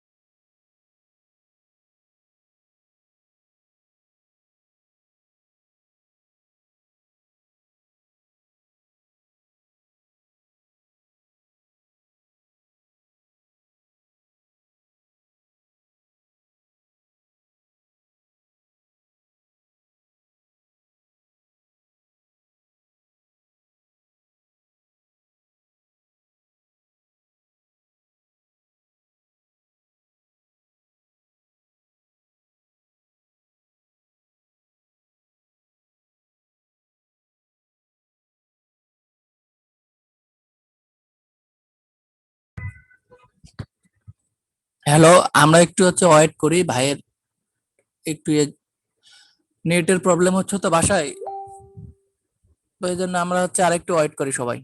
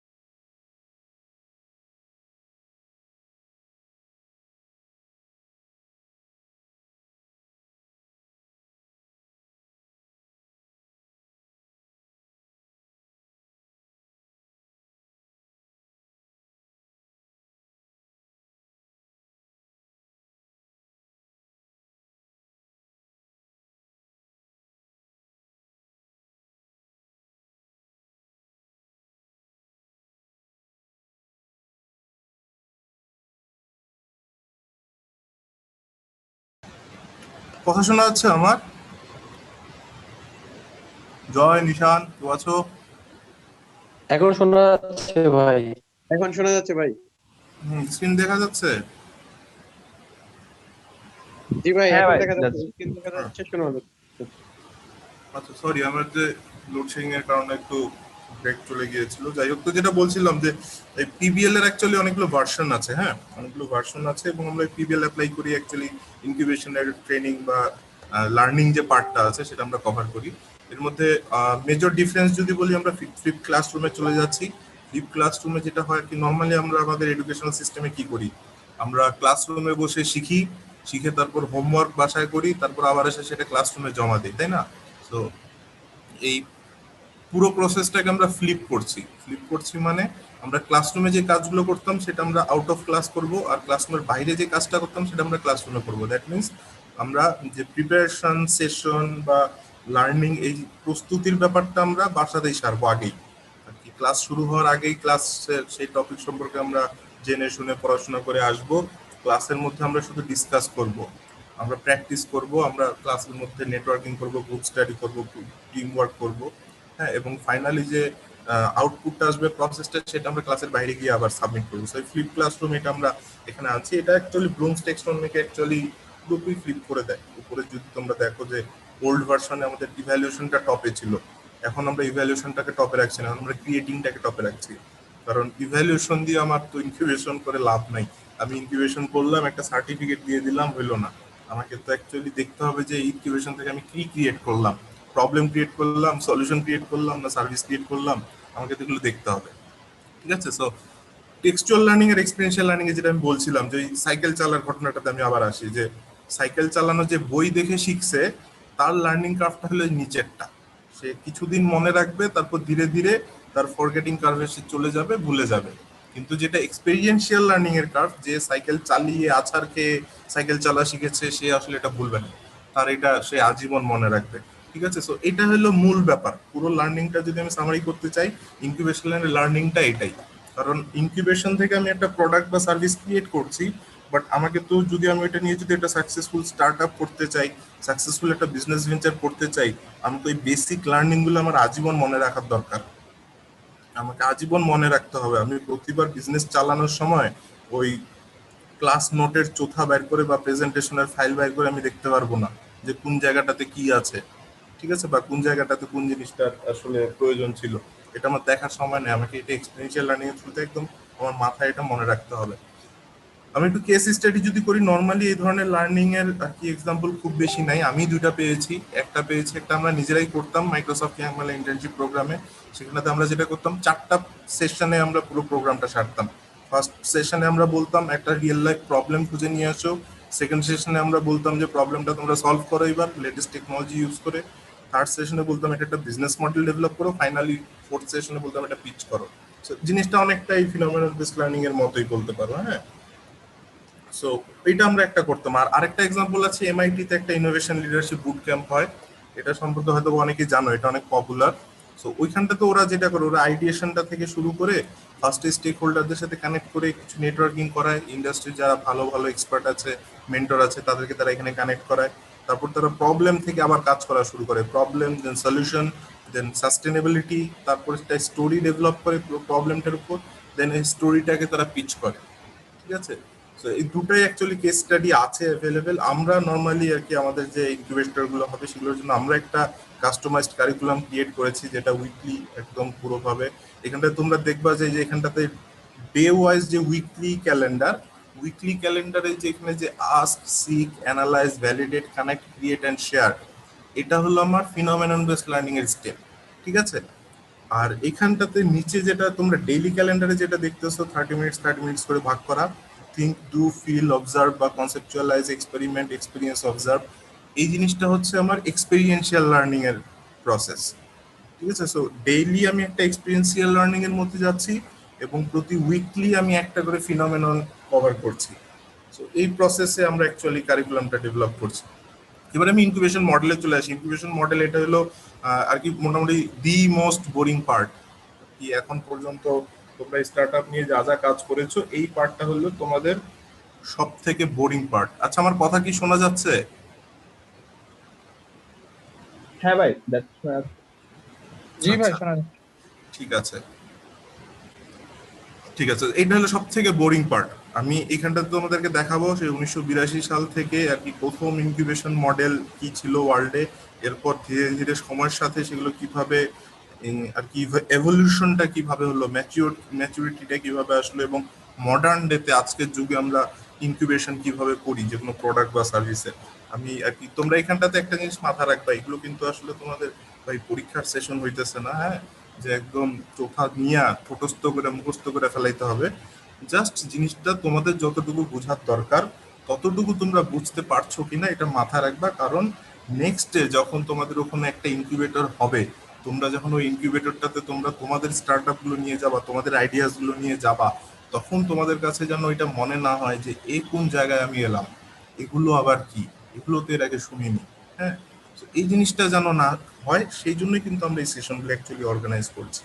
সেটা একটু মাথায় রাখবা যে তোমাদের কিন্তু আর কি পুরোটা ঠোঁটস্থ মুখস্থ করতে হবে না, জাস্ট যতটুকু তোমাদের জানার দরকার, যতটুকু বোঝার দরকার ততটুকু তোমরা বুঝছো কিনা। হ্যাঁ, আচ্ছা শুরু করি। প্রথমে হলো বুজ অ্যালেন হ্যামিল্টন মডেল। এটা ছিল একদম বেসিক একটা মডেল, একদম ইনকিউবেশন। এখানে তোমরা দেখবে একদম বেসিক কিছু স্টেপ দেওয়া আছে। নিউ প্রোডাক্ট স্ট্র্যাটেজি একটা সেট করব, একটা আইডিয়া জেনারেট করব, এরপর স্ক্রিনিং ইভ্যালুয়েশনের মাধ্যমে আমি তারপর বিজনেস অ্যানালাইসিস করব, প্রোডাক্টের ডিজাইন ডেভেলপমেন্ট করব, প্রোডাক্টটা টেস্টিং করব, টেস্টিং করে কমার্শিয়ালাইজেশনে চলে যাব। এটা মোর অফ ছিল একটা ইন্ডাস্ট্রি ওরিয়েন্টেড ইনকিউবেশনের মডেল, যে একটা নতুন স্ট্র্যাটেজি যদি একটা কোম্পানি নিতে চায়, যাই লাইক মনে করো আর কি কিভাবে বলি, নেসলের আমি একটা এক্সাম্পল দিই। Nestle Nestle recently Maggi noodles এর একটা নতুন ভার্সন বের করেছে, সেটা হচ্ছে সুইট চিলি। হ্যাঁ, সুইট চিলি নাকি ব্যাংকক স্টাইল কি জানি নাম দিছে তারা, যাই হোক। তো ওই নতুন প্রোডাক্টটাতে আসলে কিছুই না, তাদের যে নুডলসের মশলাটা আছে, এই মশলাটার জায়গায় তারা তাদের সুপের পাউডার দিয়ে দিয়েছে, তাদের থাই সুপের পাউডারটা মশলার সাথে অ্যাড করে তারা নতুন প্রোডাক্ট নামিয়ে দিয়েছে। এগুলো বড় বড় কোম্পানিরা হর হামেশা করে, নতুন নতুন প্রোডাক্ট তৈরি করতে হবে, জাস্ট এই সেম কাজটা করে। ঠিক আছে, যে একাধিক জিনিস পড়ে আছে, যেমন প্রাণের এক্সাম্পল দিই। প্রাণের এমন অনেক ঘটনাই আছে যে যেখানটাতে কোনো সার্টেন একটা প্রোডাক্ট তাদের আর কি এক্সট্রা পড়ে আছে, বললো যে এটাকে ওটার সাথে মিক্স করে নতুন প্রোডাক্ট নামায় দাও। হ্যাঁ, চানাচুর, বাদাম ভাজা, যে কোনো কিছু হতে পারে এটা, বুঝছো না? সো এইটা ছিল ইন্ডাস্ট্রি ওরিয়েন্টেড একটা আর কি মডেল, যে কোনো একটা ইন্ডাস্ট্রি যদি নতুন একটা প্রোডাক্ট লঞ্চ করতে চায় তাহলে সে কিভাবে করতে পারে। সো তখন তারা এরকম একটা মডেল প্রপোজ করলো যে নিউ একটা প্রোডাক্ট স্ট্র্যাটেজি ডেভেলপ করো, আইডিয়া জেনারেট করো, স্ক্রিনিং ইভ্যালুয়েশনের মাধ্যমে সেটাকে আইডিয়াটাকে বাছাই করো, কোন আইডিয়াটা নিয়ে আগাবা, তারপরে সেই আইডিয়াটা একটা বিজনেস অ্যানালাইসিস করো, প্রোডাক্টটা ডিজাইন করো, ডেভেলপ করো, টেস্ট করো, তারপর কমার্শিয়ালি লঞ্চ করো। ঠিক আছে, তো এটা ছিল একদম বেসিক। এরপর সময়ের সাথে বিবর্তনটা শুরু। এরপরে পরের যে বিবর্তনটা আসলো, এটা হলো private new business venture create করার বিবর্তন, যে নতুন নতুন বিজনেস ভেঞ্চারে যদি আসতে চায় তাহলে তারা কিভাবে করবে। তো প্রথমে আমার জানতে হবে যে তাদের কোন জিনিসটা দরকার, যে তাদের যে ডায়াগনোসিস অফ নিডস, ডায়াগনোসিসটা কি, এটা আমরা আপনাদের এখান থেকে আমরা আমাদের বিজনেস প্রপোজাল পেয়ে যাব। বিজনেস প্রপোজাল গুলোর উপর ভিত্তি করে আমি ইনকিউবেটরের টেনেন্ট গুলোকে বাছাই করবো, যে ইনকিউবেশনে আসলে কারা কারা আসবে। আর ইনকিউবেশন টেনেন্টে যারা আসবে তাদেরকে আমি তিনটা সাপোর্ট দেবো। একটা হলো সিলেকশন মনিটরিংটা করবো, ক্যাপিটাল ইনভেস্টমেন্ট করবো, এবং access to experts and networking. আর ফাইনালি বিজনেস গ্রোথে তারা যখন যাবে সেখানটাতে আমি তাকে ভেঞ্চার ক্যাপিটালের সাথে কানেক্ট করাচ্ছি। সো দেখো এখানে কিন্তু দুইটা ইনভেস্টমেন্ট কাজ করতেছে, এখানে অলরেডি কিন্তু দুটা ইনভেস্টমেন্ট চলে এসেছে। একটা হলো ক্যাপিটাল ইনভেস্টমেন্ট, যেটা আমার ইনকিউবেশনের সময় লাগতেছে, আরেকটা কি ভেঞ্চার ক্যাপিটালের ইনভেস্টমেন্ট, যেটা আমার ইনকিউবেশনের পরে লাগতেছে বিজনেস গ্রোথ করার সময়। ঠিক আছে, তো এটা একটা চেঞ্জ আসলো, যে দুই ধরনের আমরা ইনভেস্টমেন্ট আমরা ইন্ট্রোডিউস করতে পারলাম। এর পরের স্টেজে যদি আমরা আসি, এই পরের স্টেজটাতে আরেকটু গোছানো ওয়েতে আমরা আগাচ্ছি। এখানটাতে আমার গভর্নমেন্টের রোল আমি ডিফাইন করে দিয়েছি, এখানটাতে আমি টেনেন্ট কোম্পানিদের রোল ডিফাইন করে দিয়েছি, এখানে আমি সাপোর্ট সিস্টেমটাকে আলাদা করে দিয়েছি। যে অন্টারপ্রেনাররা আসবে, নতুন বিজনেস ইনকিউবেটর ক্রিয়েট করবে, সাপোর্ট সিস্টেমে আমার সেক্রেটারিয়াল আছে, অ্যাডমিনিস্ট্রেশন আছে, ফ্যাসিলিটিস আছে, বিজনেস এক্সপার্টিস আছে। আর ইনকিউবেটর অ্যাফিলিয়েশনে যদি যাই, অ্যাফিলিয়েশনে আমার প্রাইভেট কোম্পানি আছে, ইউনিভার্সিটি আছে, গভর্নমেন্ট আছে, নন প্রফিট অর্গানাইজেশন গুলো আছে। ঠিক আছে, সো এখানটাতে একটু জাস্ট স্টেক হোল্ডার গুলোকে আলাদা করা হলো। আগেরটাতে চেঞ্জ কি ছিল, যে দুটো ফান্ডিং স্টেজ অ্যাড করা হয়েছে, এখানটাতে স্টেক হোল্ডার গুলোকে আলাদা করা হয়েছে। এরপরে আমরা যদি জেনারিক ইনকিউবেশনে চলে যাই, জেনারিক ইনকিউবেশন আসলে বলা হয় কোনো একটা সার্টেন কমিউনিটি বা সার্টেন কোনো একটা দেশ বা রিজিয়ন বেসড বা কোনো একটা সেক্টর বেসড ইনকিউবেশনের জন্য। হ্যাঁ, এটা প্রথম ইতিহাসের প্রথম জেনারিক ইনকিউবেশনের মডেল ছিল, এই যে নিস ক্যাম্প অ্যান্ড স্মাইলার যে মডেলটা দিয়েছে। হ্যাঁ, তো এখানটায় তারা ওই সেম ভাবে দেখো, university, local government, state government, federal government, private sector অ্যাফিলিয়েটদেরকে আলাদা করেছে। বিল্ডিং ব্লকের ক্ষেত্রে তারা venture capital, financial base, public infrastructure, private infrastructure, educational system, business network, এগুলোকে আলাদা করেছে। এরপর আমার ইনকিউবেটরের মধ্যে দুটো তারা ভাগ করেছে, একটা ফর্মাল আর একটা ইনফর্মাল। ঠিক আছে, আর সোর্সেস অফ এন্টারপ্রেনার, যেটা আমি যে সাপ্লাই চেইন আমি যেটাকে এতক্ষণ ধরে বলছি, সাপ্লাই চেনটাকে তারা এখানটাতে ডিফাইন করেছে যে ইউনিভার্সিটি থেকে আসতে পারে, ইনভেন্টররা হতে পারে যারা কোনো একটা কিছু ইনভেন্ট করছে, কারণ ইনভেন্ট করার পর তো সেটা ইনোভেট করার প্রয়োজন পড়ে, তাই না? ইনভেন্ট করছে, সে একটা কোনো কিছু আবিষ্কার করছে, এখন এটাকে তো আর কি এটা প্রোডাক্ট বা সার্ভিস হিসেবে আনতে হইতে পারে, তো সেটাও তো একটা ইনকিউবেশনের প্রয়োজন। পাবলিক সেক্টর থেকে আসতে পারে, কর্পোরেট থেকে আসতে পারে, রিসার্চ ল্যাবরেটরি থেকে কিছু কিছু আসতে পারে, কিংবা বিভিন্ন কমিউনিটি থেকে বিভিন্ন সলিউশনের দাবি আসতে পারে যে আমাদের এই কমিউনিটিতে এই প্রবলেমটা হচ্ছে, এই সলিউশনটা দরকার। তো এই সাপ্লাই চেনটা তারা এখানটাতে জেনারিকে প্রথম ইন্ট্রোডিউস করলো যে একটা সাপ্লাই চেন এখানটাতে ভালো থাকার দরকার, যেখান থেকে আসলে আমরা আইডিয়াস গুলো আসবে ইনকিউবেশনের জন্য। এরপরে যেটা এভলিউশন হলো সেটা হলো ক্রিয়েটিভ ইনকিউবেশন মডেল। এটা first of its kind creative incubation model. তিনটা স্টেজে ভাগ করা, যেমন দেখছো স্টেজ 1 এ হলো হাইটনিং অ্যান্টিসিপেশন, স্টেজ 2 তে হলো এক্সপেকটেশন, এবং স্টেজ 3 তে কিপ ইট গোয়িং। হ্যাঁ, তো এখানে জাস্ট তিনটা স্টেজে ভাগ করে, আমি এগুলো ডিটেলসে আর যাচ্ছি না। এরপরে 2000 সালে আসলে যেটা আসলো সেটা হলো একটা প্রসেসের কনসেপ্টটা মানুষের মধ্যে আসলো, যে ইনকিউবেশন অ্যাকচুয়ালি কোনো একটা স্ট্রাকচার্ড বডি না, ইনকিউবেশন কোনো একটা ফ্যাসিলিটি না, ইনকিউবেশন কোনো একটা সার্ভিস না, অ্যাকচুয়ালি ইনকিউবেশন হলো একটা প্রসেস। সো প্রসেসের মধ্যে কি কি আছে? প্রসেসের মধ্যে ফার্স্টে আইডিয়া ফর্মুলেট করতে হয়, এরপর আমার নতুন নতুন নেটওয়ার্ক ডেভেলপ করতে হবে, কিছু ক্রেডিবিলিটি অ্যাচিভ করতে হবে যেন আমি এন্ট্রি পাই, তারপর অপরচুনিটিটা আমার নিতে হবে সেই জায়গাটাতে, সেই অপরচুনিটির মধ্যে আর কি অনেক কিছু করতে পারি, যেমন এসডিজি কভার করছে কিনা। আমার ওই সময় তো অবশ্যই এসডিজি ছিল না, সময় এমডিজি চলছিল।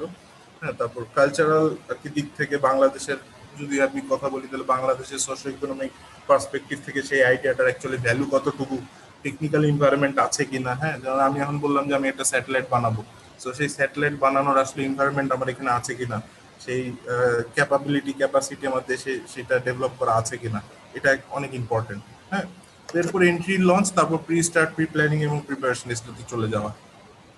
এরপরে ভার্চুয়াল ইনকিউবেশন মডেল চলে আসলো। ভার্চুয়াল ইনকিউবেশন মডেলটা খুব ইন্টারেস্টিং জিনিস। ভার্চুয়াল ইনকিউবেটর পুরো ওয়ার্ল্ডে আছে হাতে কোনো অল্প কয়েকটা, আর কি 30 থেকে 35টা, অল্প কয়েকটা বলতে আমি যেটা বোঝাচ্ছি।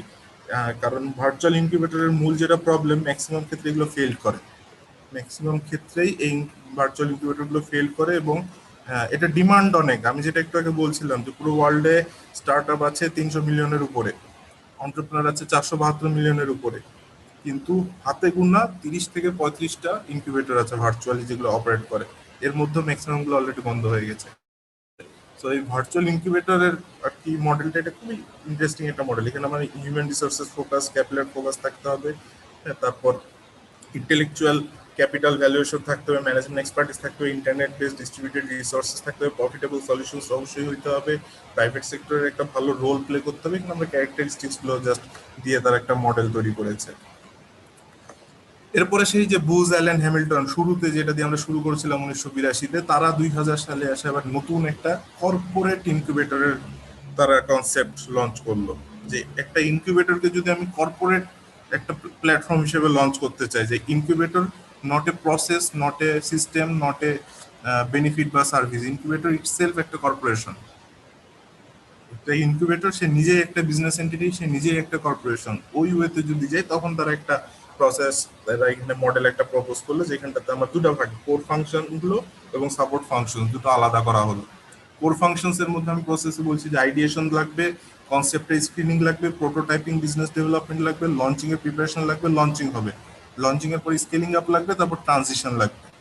যে ট্রানজিশন বলতে এখান থেকে তারা দেখিয়েছে আইপিও তে চলে যাওয়া বা ডাইভার্সিটি করা বা ব্যাক ইন্টিগ্রেশন, বা কেউ হয়তো অ্যাকোয়ার করে নেবে, কোনো বড় কোম্পানি হয়তো ওই স্টার্টআপটাকে কিনে নেবে, এগুলো এই ধরনের জিনিসগুলো তারা দেখিয়েছে।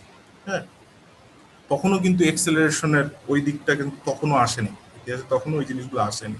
এরপর এই সাপোর্ট ফাংশনের মধ্যে internal external marketing, PR, partner relationship, তারপর ইউনিয়ন বা ওয়ার্কার্স কাউন্সিল লিয়াজন যেটা আছে, portfolio management, venture nurturing, interacting with corporate bases, shared services, incubator management, হ্যাঁ এই জিনিসগুলো।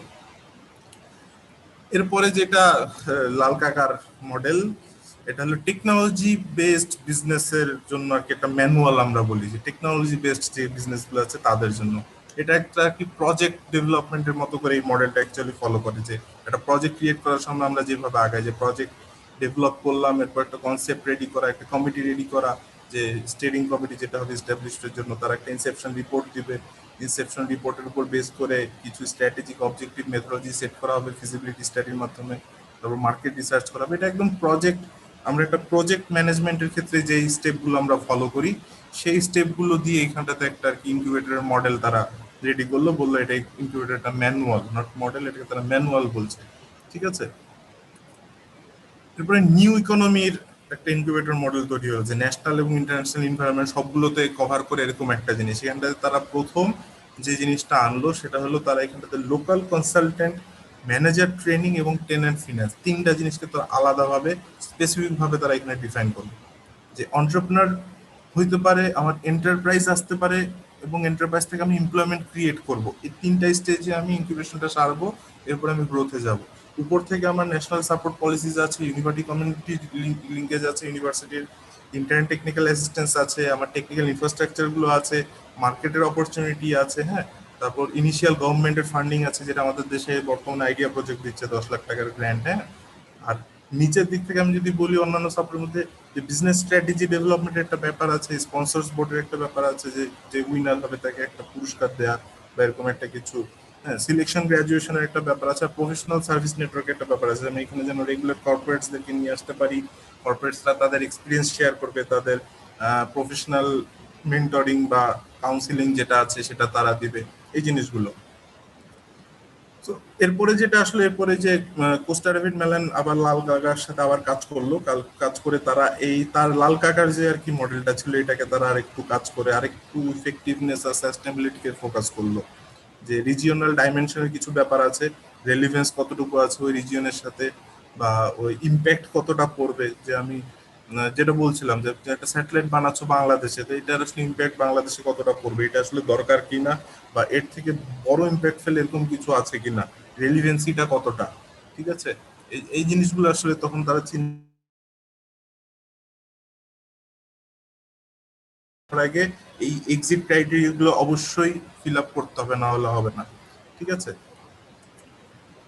2003 গিবসন উইংস এর মডেল, এইখানটাতে টেকনোলজি ইনকিউবেটর, এগেইন একটা টেকনোলজি ইনকিউবেটর। এটা আগের যে মডেলগুলো দেখছো সেগুলোর সাথে এখন হুবহু তোমরা মিল পাবা। এখন পরবর্তীতে যেগুলো আসছে এগুলো তোমরা ম্যাক্সিমামই দেখবা যে এর আগে অলরেডি তোমরা দেখে ফেলেছো।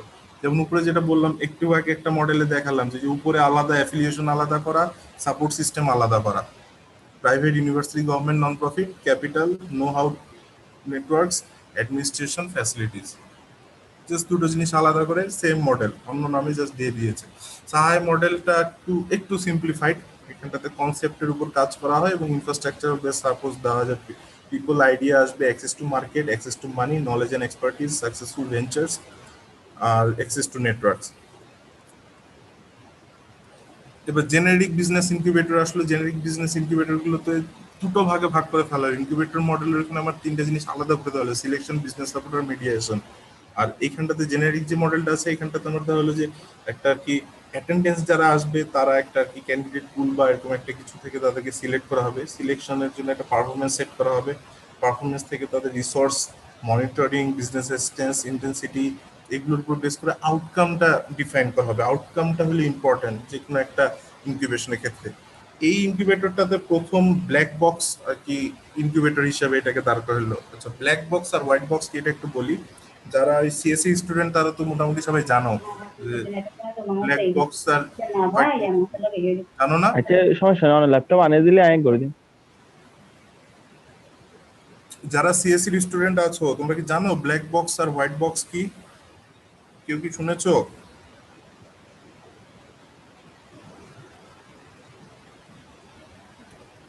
কেউ কি শুনেছো ব্ল্যাক বক্স কি হোয়াইট বক্স কি? এর আগে কখনো শুনেছো এই ওয়ার্ড দুইটা? ভাই ব্ল্যাক বক্স ওটা শুনছি বিমানের। বিমানের ব্ল্যাক বক্সের কথা শুনেছো? আচ্ছা, ব্ল্যাক বক্স হচ্ছে নরমালি ব্ল্যাক বক্সের ক্ষেত্রে আমরা এটা যে তোমাদের আলফা বিটা টেস্টিং করায় না বিভিন্ন সফটওয়্যার তৈরির সময়, অনেকটা ওই ধরনের কনসেপ্টটা। ব্ল্যাক বক্স বলতে আমি যে প্রোডাক্টটা বা সলিউশনটা নিয়ে কাজ করব সেটার ইন্টারনাল কোনো কিছুতে আমি হাত দিব না, সেটা ব্ল্যাক বক্স। সেটা ইন্টারনাল কোনো কিছুতে হাত দিব না, এটা এক্সটার্নাল জিনিসগুলো নিয়ে কাজ করব। যে যখন একটা প্রোডাক্টের ইনকিউবেশন হবে দুটা জিনিস আমরা নরমালি কাজ করি, আইদার প্রোডাক্টটার ভিতরে কাজ করব, ভিতরে কাজ করে দেখবো ওর ফাংশনালিটিস কেমন আছে, ওর টেকনিক্যালিটিস কেমন আছে, ওর মডেলটা কিভাবে সেট করা। আর আরেকটা হলো যে আমি এক্সটার্নাল জিনিসগুলোতে কাজ করবো, ইন্টারনাল জিনিসে কাজ না করে, যে ওর কাস্টমার বেস কেমন আছে, ওর মার্কেটিং স্ট্র্যাটেজি কেমন আছে, ওর রেভিনিউ মডেল কেমন আছে, মার্কেটের ডিমান্ড কেমন আছে, এই জিনিসগুলো নিয়ে কাজ করব। সো যেই ইনকিউবেশনটাতে আমরা এই ইন্টারনাল জিনিসগুলোতে কাজ করি, যে আর কি প্রোডাক্টের ডেভেলপমেন্ট কেমন হয়েছে আর কি, সোর্স কোডে পর্যন্ত আমরা হাত দিব, এরকম ধরনের যে ইনকিউবেশনটা হবে সেটাকে আমরা বলি হোয়াইট বক্স ইনকিউবেশন। আর যে ইনকিউবেশনটাতে আমরা ইন্টারনাল জিনিসগুলোতে হাত দেই না, এক্সটার্নাল জিনিসগুলো নিয়ে কাজ করি, যে প্রোডাক্ট যেটা আছে সেটাই, প্রোডাক্ট আর কোনো কিছু করার নাই, এবার আমরা মার্কেটে নামি, মার্কেটে কাস্টমার কেমন আছে, মার্কেটিং কেমন আছে, কিভাবে কি হচ্ছে ওইটাতে নামি, ওটাকে আমরা বলি ব্ল্যাক বক্স ইনকিউবেশন। ঠিক আছে? তো এই কনসেপ্টটা এই জায়গাটাতে এই সিচুয়েশনে যায় আসলে প্রথম আসে। হ্যাঁ, এরপর আইবিএম একটা তাদের একটা ডায়াগ্রাম রিলিজ করে, যে সিস্টেম ডেভেলপমেন্টের একটা ডায়াগ্রাম, যে কোন জিনিসটাতে কোন ফেজে কোন জিনিসটার আসলে কত বেশি ইম্প্যাক্ট পাওয়া যায় বা কত বেশি আসলে ইটারেশনের প্রয়োজন পড়ে এই জিনিসটার উপর। এখানে দেখবা তোমরা যে ডিসিপ্লিনগুলোর মধ্যে তারা দিছে, যে business modelling, requirements analysis, design, implementation, test, deployment, configuration change, project management, environment, এই জিনিসগুলো তারা দিয়েছে। তারা একটা ডায়াগ্রাম প্রিপেয়ার করে, দেখবা যে কি বিজনেস মডেলিংটা লাগে আমার ইনসেপশনের সময়, রিকোয়ারমেন্টস গুলো ইনসেপশনের সময় আমার ডিফাইন করতে হয়, অ্যানালাইসিস ডিজাইন এটা অনেকটা ইলাবোরেশনের সময় আমার প্রয়োজন পড়ে, টেস্টিংটা আমার প্রয়োজন পড়তেছে ইলাবোরেশন এবং কনস্ট্রাকশনের সময়। ঠিক আছে? ডিপ্লয়মেন্ট আমার লাগতেছে কখন, কনস্ট্রাকশনের শেষের দিকে অথবা একদম ট্রানজিশনের শুরুতে। সো এরকম একটা ডায়াগ্রাম তারা প্রিপেয়ার করে, এই ডায়াগ্রামের উপর বেস করে আবার বেকার গ্যাসম্যান একটা মডেল রেডি করেছে, কর্পোরেট ইনকিউবেশনের মডেল। এখানটাতে তারা কর্পোরেট ইনকিউবেটর একটা এন্টিটি বানায়, কর্পোরেট প্যারেন্টকে একটা এন্টিটি বানায়, টেকনোলজি ভেঞ্চারকে একটা এন্টিটি বানায়, এবং এই তিনটার মাঝখানে তারা resource, knowledge, intellectual properties, service সবকিছু তারা ফ্লোয়িং শুরু করে। এটা অনেকটা ইনহাউস কর্পোরেট ইনকিউবেশনের জন্য আর কি অনেক বেশি কাজে দেয়। এটা নর্মালি বড় বড় কোম্পানি যেগুলো আছে কর্পোরেশনস, তারা ইনহাউস আর কি কোনো একটা কিছু ইনকিউবেশন করতে গেলে তারা এই ধরনের একটা মডেল করে। আরো সিম্পলিফাইড মডেল যদি বলতে চাই, ইনকিউবেটর মডেল হলো বার্কম্যান নরম্যান মডেল। হ্যাঁ, বার্কম্যান নরম্যান মডেলের কি selection, business support, mediation, graduation, শেষ, কোনো ডিটেলস নেই। এরপর ইনফোডেভ একটা প্রসেস মডেল রেডি করলো, তাদের প্রসেস মডেলে প্রি ইনকিউবেশন, ইনকিউবেশন আর পোস্ট ইনকিউবেশন এই তিনটা জিনিস তারা আলাদা করলো। প্রি ইনকিউবেশনে তারা আইডিয়া স্টার্ট আপ রাখলো, স্টার্ট আপ থেকে এক্সপেনশন, এক্সপেনশন থেকে পোস্ট ইনকিউবেশনে গিয়ে তাদের ম্যাচুরিটি, এবং পুরো জিনিসটা আসলে এক্সটেন্সিভলি প্রফিটের জন্য অ্যাকচুয়ালি করা যায়। প্রফিটেবল যে আমরা যাই নর্মালি আর কি ইনকিউবেশনের প্রয়োজন পড়ে কেন, আমি আবার ওই জায়গাটাতে ফিরে আসি। তুমি ধরো একটা বিজনেস মডেল সেট করেছো তোমার কোম্পানির জন্য বা তোমার জন্য, এই বিজনেস মডেলটা তুমি কনফিডেন্ট যে তোমার বিজনেস স্কেল আপ করলে প্রফিটেবল থাকবে? এটা হলো সবচেয়ে বড় প্রশ্ন। যে তুমি একটা বিজনেস মডেল সেট করেছো, তোমার কাছে এখন 100টা কাস্টমার আছে, তোমার কাছে মনে হচ্ছে 100টা কাস্টমারের জন্য এই বিজনেস মডেলটা প্রফিটেবল, কিন্তু এই 100টা কাস্টমার যখন 100 মিলিয়ন কাস্টমার হবে তখন কি বিজনেস মডেলটা প্রফিটেবল থাকবে? এটা হলো সবচেয়ে বড় প্রশ্ন। ঠিক আছে? এই জন্য প্রফিটেবিলিটির সাথে স্কেল আপের একটা সম্পর্ক আছে, এবং এখানটাতে একটা সেফটির একটা ব্যাপার থাকে যায়। তুমি স্কেল আপ চাইলেই করতে পারবা না, যে তোমার এখন ইচ্ছা আছে, সুযোগ আছে, তাইলে সম্ভব না। এটার জন্য একটা প্রপার ইনকিউবেশন প্রসেসের মধ্যে দিয়ে এই জন্যই যেতে হয়, এটা দেখার জন্য যে তোমার সেই প্রোডাক্ট মার্কেট ফিট আছে কিনা, তোমার বিজনেস মডেল, রেভিনিউ মডেলের ফিট আছে কিনা, এবং তোমার স্কেল আপ করার জন্য তোমার মডেলটা অ্যাকচুয়ালি রাইট মডেল কিনা।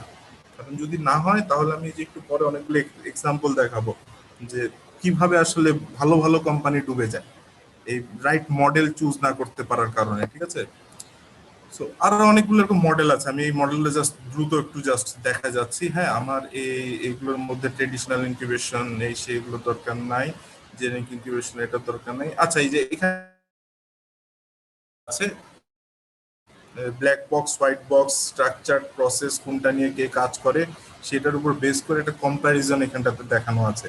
তো বর্তমানে আমরা যে মডেলগুলো ইউজ করি এগুলোকে আমরা অ্যাকচুয়ালি এখনো থার্ড জেনারেশন মডেলেই বলি, এখনো থার্ড জেনারেশন মডেলে আছি। ফার্স্ট জেনারেশন মডেল ছিল ইনফ্রাস্ট্রাকচার বেস, যেটা আমরা শুরুর দিক দেখলাম যে 80-82 সালের দিকে যে এই মডেলগুলো চলছিল, হ্যাঁ, যে বুজ অ্যালেন হ্যামিল্টনের মডেলের মতো।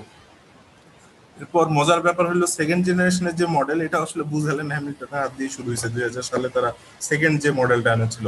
সো ওই সেকেন্ড জেনারেশনের মডেলটাতে ইনফ্রাস্ট্রাকচারের পাশাপাশি বিজনেস ক্যাপাবিলিটি ডেভেলপমেন্টের একটা ব্যাপার আসে। আর এখন যে থার্ড জেনারেশনের মডেল চলতেছে এই মডেলে মার্কেট সার্চের একটা ডেভেলপমেন্টের ব্যাপার আছে। এখন তো অবশ্য ফোর্থ জেনারেশনে চলে এসেছে অলরেডি। অনেক কোম্পানি, আমি একটুবার দেখাবো যে গুগল, মাইক্রোসফট এরকম অনেক বড় কোম্পানি ইন হাউস খুব ইজিলি ইনকিউবেশন করছে কোনো প্রকার ইয়া ছাড়াই, এবং ওইখানটাতে টেকনোলজি একটা সাপোর্ট, এটা একটা অনেক বড় একটা রোল প্লে করে। ইউনিডো থেকে একটা বিজনেস ডেভেলপমেন্টের গাইডলাইন দেওয়া হয়েছে, এটা জাস্ট ফর তোমাদের জানার জন্য যে কেউ যদি কোনো বিজনেস ডেভেলপ করতে চায়, ইউনিডোর যেটা আমাদের ইউএন এর একটা আর কি সিস্টার কনসার্ন, তাদের একটা গাইডলাইন আছে ইনকিউবেশনের জন্য, তারাও একটা গাইডলাইন দিয়েছে তাদের মতো করে, যেটা অনেকটাই দেখে তোমরা বুঝতেছো যে একটা ইনকিউবেশন মডেল থেকে কপি করা হয়েছে। তো মডার্ন ডের ইনকিউবেশন গুলোতে যদি যাই, মডার্ন ডের ইনকিউবেশন গুলোতে অ্যাকচুয়ালি টেকনোলজির অনেক বড় রোল, যেটা আমি বলছিলাম যে টেকনোলজি হলো সবচেয়ে মেইন সেন্ট্রাল পয়েন্টে মডার্ন ডে যে কোনো একটা ইনকিউবেশন তোমরা যদি চালাতে চাও। ইন্ডাস্ট্রিয়াল মেথডে, ইন্ডাস্ট্রিতে নর্মালি যেটা করা হয়, আমি গুগলের এক্সাম্পলটা দিই। গুগলে দুটা প্রসেস আছে, একটা হলো স্যান্ড বক্সিং আর একটাকে আমরা বলি স্প্রিন্ট। স্যান্ড বক্সিং তোমরা অনেকে জানো স্যান্ড বক্স কি, তাই না? যে একটা কি আইসোলেটেড একটা এনভায়রনমেন্টে আমি কিছু টেস্ট করব, এমন ওয়েতে টেস্ট করব যে ওইটার ওই আইসোলেটেড এনভায়রনমেন্টের বাইরে ওইটার কোনো আর কি কোনো আইসোলেটেড এনভায়রনমেন্টে আমরা কিভাবে টেস্ট করি সেটাকে আর কি তারা অ্যাকচুয়ালি স্যান্ডবক্সিং এর একটা মেথোডোলজি নাম দিয়ে দিয়েছে। তোমরা উপরে যেটা দেখতেছো যে ফার্স্টে development of sandbox, project integration of sandbox, demo sandbox, এই যে এই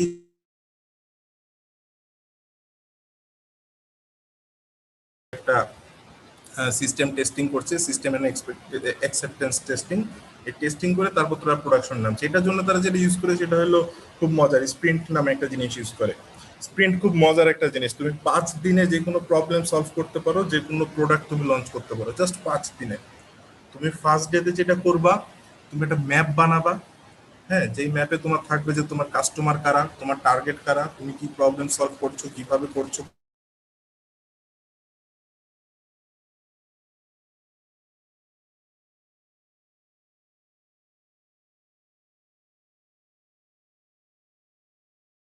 প্রবলেম ফেস করতেছে, কাদের জন্য সলিউশন করতেছো, কিভাবে করতেছো, এটা তুমি ম্যাপ করলা। সেকেন্ড ডেতে গিয়ে তুমি 5-6টা প্রোডাক্ট ম্যাপ করলা। থার্ড ডেতে গিয়ে তোমরা নিজেরাই, তোমাদের টিমে ধরো 3 জন আছে, 3 জন মিলে তোমরা ভোটাভুটি করবা। ভোটাভুটি করে 3 জন মিলে যে 5টা বা 4টা বা 5টা যে প্রবলেম সলিউশন ডিজাইন করছে ওগুলোর মধ্যে একটাকে তোমরা ভোটাভুটি করে সিলেক্ট করবা। সিলেক্ট করে যেটাকে তোমরা সিলেক্ট করছো ওইটাকে একটা রিয়েলিস্টিক প্রোটোটাইপ হিসেবে ডেভেলপ করবা। রিয়েলিস্টিক প্রোটোটাইপ আর প্রোটোটাইপের মধ্যে পার্থক্য কি সেটা বলি।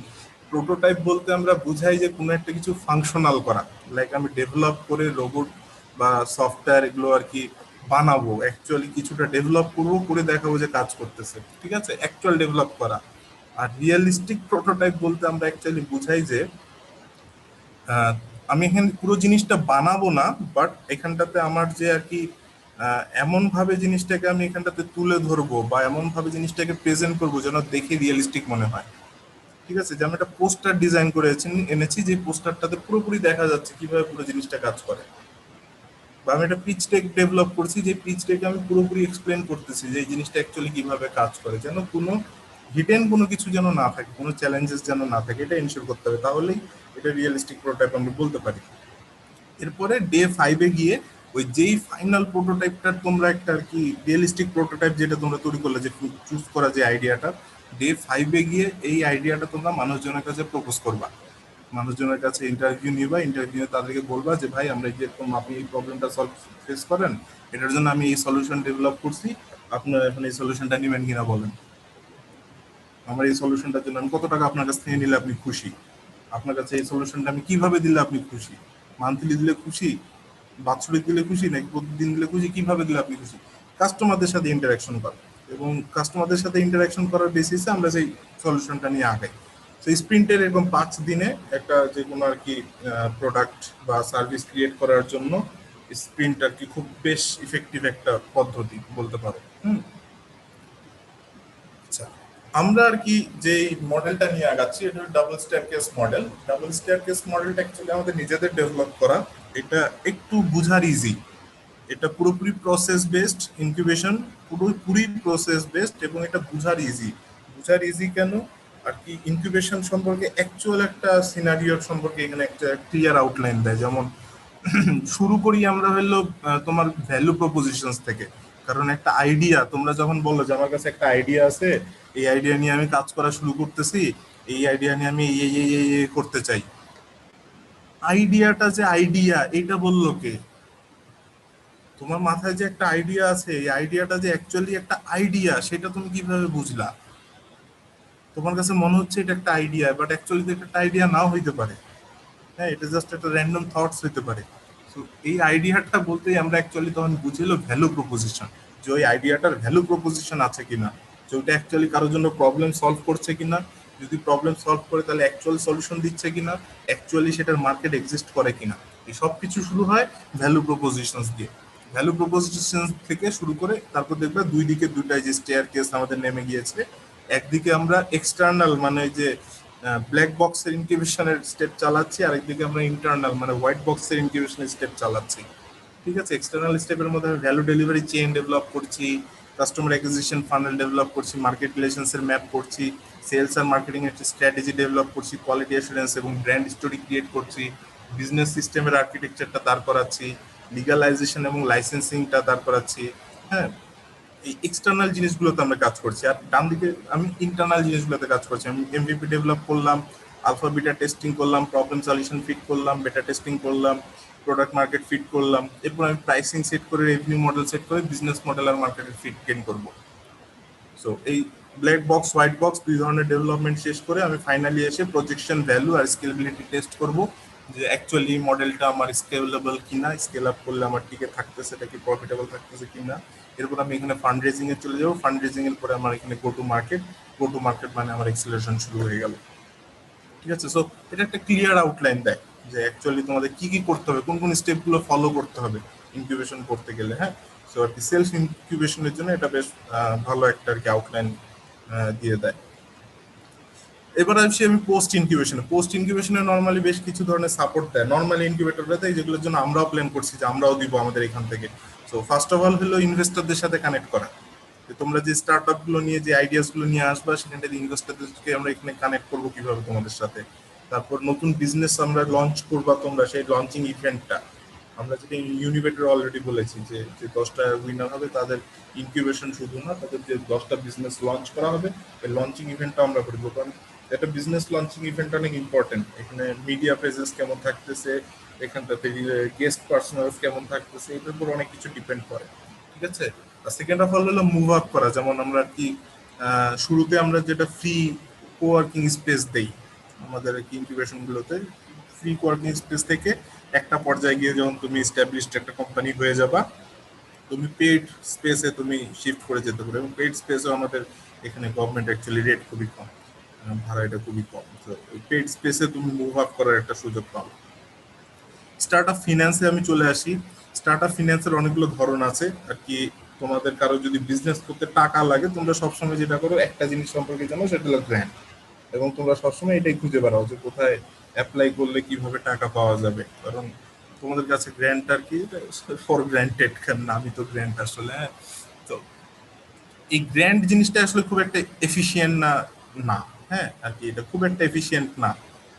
আমরা এখন যেটা বলছি যে কনভার্টেবল ইনস্ট্রুমেন্ট ইন্ট্রোডিউস করার জন্য। সো নর্মালি গ্র্যান্ট বলতে কি, আমি একটা টাকা দিয়ে দিলাম ইন এক্সচেঞ্জ এনশিওর করার জন্য যে তুমি একটা কিছু বানাচ্ছ, তুমি একটা কিছু বানাবে, এটার জন্য আমি তোমাকে একটা টাকা দিয়ে দিলাম, এটা আমি ফেরত নিব না। কনভার্টেবল ইনস্ট্রুমেন্টের ব্যাপারটা একটু ডিফারেন্ট, আমি তোমাকে টাকাটা দিয়ে দিলাম, তোমার কাছ থেকে টাকা আমি ফেরত নিব না। ঠিক আছে, কিন্তু এটা গ্র্যান্ট না। এটা কি? এটা হলো এই কনভার্টেবল একটা ইনস্ট্রুমেন্ট, যেটা তুমি নেক্সট টেস্ট যে যখন তুমি ভেঞ্চার ফান্ডিং বা ইকুইটি ফান্ডিং তুমি রেজ করবা, তখন তুমি এই যে আমার কাছ থেকে যে গ্র্যান্টটা নিয়েছো সেইটার ইকুইভ্যালেন্ট অ্যামাউন্ট অফ একটা শেয়ার তুমি আমাকে দিবা। এটা দুটা জিনিস দিয়ে তারা ডিফাইন করে, একটা বলে ক্যাপ আর একটা বলে ডিসকাউন্ট রেট। যাই হোক, এগুলো ফিনান্সের ব্যাপার, এটা আজকের সেশনে আলোচনা করবো না, এগুলো ফিনান্সের সেশনে আলোচনা হবে যে ক্যাপ কি আর ডিসকাউন্ট রেট কি। সো কনভার্টেবল ইনস্ট্রুমেন্ট আর গ্র্যান্টের পার্থক্য একটাই, সেটা হচ্ছে যে গ্র্যান্টে কোনো কিছুই ফেরত নেওয়া হয় না, আর কনভার্টেবল ইনস্ট্রুমেন্টে তোমার শেয়ার ফেরত নেওয়া হয়, টাকা ফেরত নেওয়া হয় না। হ্যাঁ, টাকা যেটা দিয়ে দিবে সেটা দিয়ে দিবে, ইন এক্সচেঞ্জ শেয়ার নেওয়া হবে। তো আবার কখন? যদি তুমি সাকসেসফুল হও এবং হয়ে যদি তুমি একটা বড় ফান্ডিং রেজ করো তখন, তার আগে না। এছাড়া লোন আর ডেপ্ট এটা আমাদের অ্যাভেলেবেল, যে কোনো সময় যে কোনো ব্যাংক থেকেই লোন নিয়ে নিতে পারতেছো। তারপর বিভিন্ন ফিনান্স অর্গানাইজেশন আছে, আইপিডিসি, আইডিএলসি, তারা বিভিন্ন ধরনের ডেপ্ট অফার করে, যে সার্টেন কোনো একটা প্রজেক্ট তুমি করবা, তোমার স্টার্ট আপ থেকে একটা প্রজেক্টের কাজ পেয়েছো, সেটার জন্য তোমার ইনস্ট্যান্ট কিছু ক্যাশ দরকার। সো তুমি এই ফিনান্স অর্গানাইজেশনগুলোর সাথে যদি কথা বলো, তারা দেখবা তোমাকে একটা কিরকম ডেপ্ট দিয়ে দিবে, যে তুমি এই যে একটা লোন নাও এবং এই টাকাটা নিয়ে যাও, নিয়ে যাও তুমি প্রজেক্ট করো, প্রজেক্ট করে প্রজেক্ট শেষ হয়ে গেলে এত পার্সেন্ট ইন্টারেস্টে এই টাকাটা আবার ফেরত দিয়ে যায়, প্রজেক্ট শেষ করে ইনকাম হয়ে গেলে আর কি। হ্যাঁ, তারপর হচ্ছে আমাদের ইকুইটি ফান্ডিং। ইকুইটি ফান্ডিং এটা তোমরা সবাই জানো। ইকুইটি ফান্ডিং মানে নতুন ফান্ড রেজ করা, নতুন শেয়ার ইস্যু করা, যে আমার কোম্পানি থেকে আমি নতুন শেয়ার ইস্যু করেছি 20% আরো, সেই 20% শেয়ার আমি একজনকে দিয়ে সেটার এক্সচেঞ্জে কিছু ফান্ডিং নিব, নিয়ে আমার পার্টনার যারা থাকবে তারা ডাইলিউশন ফেস করবে, এই সেইগুলো আছে। এরপরে সবচেয়ে আলটিমেট যেটা আর কি ফান্ডিং এর সোর্স, সেটা হলো পাবলিক। সবাই জানো আইপিও, ইনিশিয়াল পাবলিক অফারিং আমরা যেটাকে বলি। সো এই আইপিওর জন্য অনেক পেপার ওয়ার্ক লাগে, অনেক কিছু লাগে। সো এটার আবার একটা নতুন ভার্সন তৈরি হয়েছে, স্প্যাক। এটা তোমরা অনেকে আর কি গুগল করে দেখতে পারো, স্প্যাক একটা নতুন জিনিস এসেছে। এটা অনেকটা শেয়ার বাজারে যে শেল কোম্পানি বিল্ড করার মতন, যে আইপিও আমি করছি, পাবলিক মার্কেট থেকে আমি টাকা তুলছি, পাবলিকের কাছ থেকে আমি শেয়ার সেল করে টাকা তুলছি, বাট আমি আর কি পাবলিকের কাছে যাচ্ছি না। ওই আইপি এর মতন পেপার ওয়ার্কের যে বিশাল বড় প্রসেস, সেই প্রসেস আমাকে ঢুকতে হচ্ছে না। ঠিক আছে, কনভার্টিবল ইনস্ট্রুমেন্ট নিয়ে আমি কথা বলছিলাম। কনভার্টিবল ইনস্ট্রুমেন্টটা খুব দরকার, এটা আমাদের দেশে ইন্ট্রোডিউস করা হয় নাই। সো নর্মালি 3 ধরনের কনভার্টিবল ইনস্ট্রুমেন্ট ফেমাস। একটা কি স্কিপ ইট সিম্পল সিকিউরিটি, আর একটা হচ্ছে simple agreement for future safety, future equity safe. So এই দুটো হলো সবচেয়ে পপুলার। থার্ড হলো ডেপ্ট, আর কি যারা ডেপ্ট হিসেবে দেয়, যে আমি ডেপ্ট দিচ্ছি, নিয়ে যাও সিম্পলি এটা লোন হিসাবে, বাট লোনটা তুমি শেয়ারে আর কি রিটার্ন করতে পারো, টাকার পরিবর্তে লোনটা রিটার্ন করতে পারো শেয়ারে, এরকম। তো এই 3টা ভার্সনের কনভার্টেবল ইনস্ট্রুমেন্ট আছে নরমালি অ্যাভেলেবল, যেগুলো সবচেয়ে পপুলার বলা যায়। একটু যদি অ্যানালাইসিস করে দেখি, তাহলে আসলে আর কি আমরা মনে করি যে এই কনভার্টেবল নোট যে দুটো দেখালাম, ডেপ না, নোট যে দুটো দেখালাম, সেফ আর কিস, এই দুটো হলো সবচেয়ে বেশি ইফেক্টিভ আমাদের কাছে মনে হয়েছে। কারণ এই ইনফরমেশন রাইটস ফর ইনভেস্টর্স, এটা আর কি একটাতে নাই, একটাতে আছে। আর প্রাইস ইকুইটি, কনভার্টেবল ডেপ, এগুলো নোটটাতে এটা আসলে থাকে না। আর ইনভেস্টরদের জন্য আসলে এটা খুব ইম্পর্টেন্ট, যে তারা অ্যাকচুয়ালি সেই ইনফরমেশনগুলো সবগুলো পাচ্ছে, তার বিজনেসে কি হচ্ছে, তার সে যে বিজনেসটাতে টাকা দিয়েছে সেটাতে অ্যাকচুয়ালি কি কি হচ্ছে। হ্যাঁ, তো আমাদের অ্যাকচুয়ালি মূল প্রবলেম হচ্ছে আমাদের দেশে এই ফিনান্সিয়াল লিটারেসিটা খুবই কম। হ্যাঁ, আমাদের দেশে আর কি ইনফ্যাক্ট যারা বিজনেস করে, অন্টারপ্রেনার বা স্টার্ট আপ, তাদের মতো এই ফিনান্সিয়াল লিটারেসি নেই বললেই চলে। তারা নর্মালি প্রোডাক্ট বিল্ড করা, প্রবলেম সলভ করা, মার্কেটিং করা, ব্র্যান্ডিং করা, পিচ দেয়া, স্পিচ দেয়া, হ্যাঁ, সেশন নেয়া, এসবে আমরা বিজি থাকি। আমরা কখনো এই ফিনান্সিয়াল লিটারেসিটা যে আমাদেরকে গেইন করতে হবে একটা বিজনেস চালাইতে গেলে, যে হাউ মানি অ্যাকচুয়ালি ওয়ার্কস এবং how many sources of money is out there, এই জিনিসগুলো যে আমাদেরকে একটু জানতে হবে, এটা আমরা নর্মালি আর কি অ্যাভয়েড করি। এটা আমরা আর কি অতটা ভিতরে ঢুকি না। সো সামারি যদি বলি আসলে পুরো ইনভেস্টমেন্ট এবং ফান্ডিং এর ব্যাপারটাতে, তাহলে এরকম ব্যাপারটা যে ইনকিউবেশন পিরিয়ডের আগে আমার অ্যাকচুয়ালি এখানটাতে কনভার্টেবল নোট আসতে পারে, সেফ ফর কিস, আর ইনকিউবেশনের পরে আমার এখানটাতে ইকুইটি ফান্ডিং আসতে পারে, যেটা ভেঞ্চার ক্যাপিটাল, এঞ্জেল বা প্রাইভেট ইনভেস্টর বা যে কারো মাধ্যমে এটা এখানটাতে আসতে পারে। ঠিক আছে, সো এই দুটো ধরনের আমরা যেটা বলছিলাম, যে আমরা এর আগে মডেলগুলো ডিসকাস করার সময় দেখলাম যে দুটো ইনভেস্টমেন্ট লাগে। একটা হলো ইনকিউবেশনের সময়, যে আমি 6 মাস বা 1 বছর ধরে যে আমি ইনকিউবেশন করবো, সেই সময়টাতে তো আমার টাকা লাগবে। আমি কিভাবে ইনকিউবেশন করবো? ইনকিউবেশন করতে তো টাকা লাগবে। আমি খালি সেশন জয়েন করলাম, টাস্ক দিল, টাস্ক করলাম, এটা তো হলো না। আমাকে প্রোডাক্ট ক্রিয়েট করতে হবে, আমার অ্যাকচুয়াল মার্কেটের কাছে গিয়ে আমাকে মার্কেটিং করতে হবে। হ্যাঁ, সো এই টাকা রেজ করার জন্য সোপ বক্স মডেল নামে একটা জিনিস আছে, খুবই কমন একটা ইন্টারেক্টিভ প্রোগ্রামের ভার্সন, যদি এটা বাংলাদেশে এখনো পর্যন্ত আসে নাই। এটা হলো আমরা নর্মালি যে আর কি প্রোগ্রাম করি, সেই প্রোগ্রামগুলোতে কি হয়, একটা স্টেজ থাকে এবং অনেকগুলো ভিউয়ার থাকে, তাই না? স্টেজে গেস্টরা আসে, স্পিচ দেয়, আর পার্টিসিপেন্টরা হাততালি দেয়। এখানটাতে সোপ বক্সের জিনিসটা একটু উল্টো। উল্টো কিভাবে? সোপ বক্সে স্টেজে তোমরা পার্টিসিপেন্টরা থাকবা, যারা পিচিং করবে একজন একজন করে, আর পার্টিসিপেন্টদের চেয়ারে থাকবে সকল ইনভেস্টররা, যারা তোমাদের এই পিচিং গুলো এক এক করে শুনবে, এবং তারা নিজেরা লিটারালি লাইভ একটা বিডিং করবে, অনেকটা আর কি আমাদের এই যে শার্ক ট্যাঙ্ক বা ড্রাগনস ডেনে যেভাবে করে, মানে তো জাস্ট 4 জন মানুষ দিয়ে করে, এখানটাতে পুরো একটা রুম ভর্তি, যে লাগে একটা পুরো অডিটোরিয়াম, পুরো হল ভর্তি জাস্ট ইনভেস্টর সবাই। হ্যাঁ, এটা আর কি শুরু করছিল সবার প্রথমে তোমার সিলিকন ভ্যালিতে, স্ট্যানফোর্ডে যে আমরা পিচিং দেখতে গেছিলাম, যে মুভিতে আমরা দেখছিলাম যে স্টিভ জবস গেছে স্ট্যানফোর্ডে পিচিং দিতে, একটা অডিটোরিয়াম, একটা স্টেজের মধ্যে সে পিচিং দিচ্ছে, সামনে কিছু মানুষ বসা, কেউ পাত্তা দিচ্ছে কেউ দিচ্ছে না, এরকম। সো ওই জায়গা থেকে এই মডেলটা অ্যাকচুয়ালি করে আসছে। আচ্ছা, ভাই কমপ্লিমেন্টারি একটা সাপোর্ট কোশ্চেন চলে ছিল। আসি। হ্যাঁ হ্যাঁ, কোশ্চেন এই লাস্ট ভাই পার্টে আছে, এটা শেষ করে কোশ্চেনটা নেই। জি ভাই। কমপ্লিমেন্টারি সাপোর্টে যদি বলি, তাহলে টেকনোলজি সাপোর্ট আমার লাগবে ল্যাবস। আমাদের অলরেডি আমরা 4 IR বেস টেকনোলজি ল্যাবস বিভিন্ন ইউনিভার্সিটিতে করেছি, সেগুলো আমরা স্টার্ট আপদের জন্য খুলে দেওয়ার চিন্তা করছি। হ্যাঁ, এবং অন্যান্য ইনকিউবেটর যারা আছে তাদের সব ইনকিউবেটরদের সাথে একটা করে এরকম ল্যাবটাপ কিছু না কিছু থাকে। আর ক্রেডিট থাকে বিভিন্ন ধরনের টেকনোলজি ক্রেডিট, লাইক আমরা যে এখন একটা মাইক্রোসফটের ট্রেনিং দিচ্ছি, ওইখানে দেখা যাচ্ছে যে ট্রেনিং শেষে তারা অ্যাজিওরের জন্য কিছু ক্রেডিট পাচ্ছে।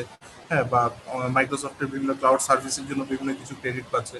আর লজিস্টিক সাপোর্ট তো আমার লাগে, টেকনোলজিক্যাল লজিস্টিক সাপোর্ট তো আমার সবাইকে দিতেই হয়। ইনকিউবেটর মানে সেটা একটা ম্যানেজমেন্ট পোর্টাল দিতে হবে। আমরা যেটা চিন্তা করছি যে আমাদের হাইটেক পার্কের ফ্যাসিলিটিসে অলরেডি একটা ওয়ান স্টপ সার্ভিস নামে একটা জিনিস আছে, যেটা আমরা করি, যেটার মাধ্যমে বুকিং অ্যালোকেশন এগুলো আমরা চালাই।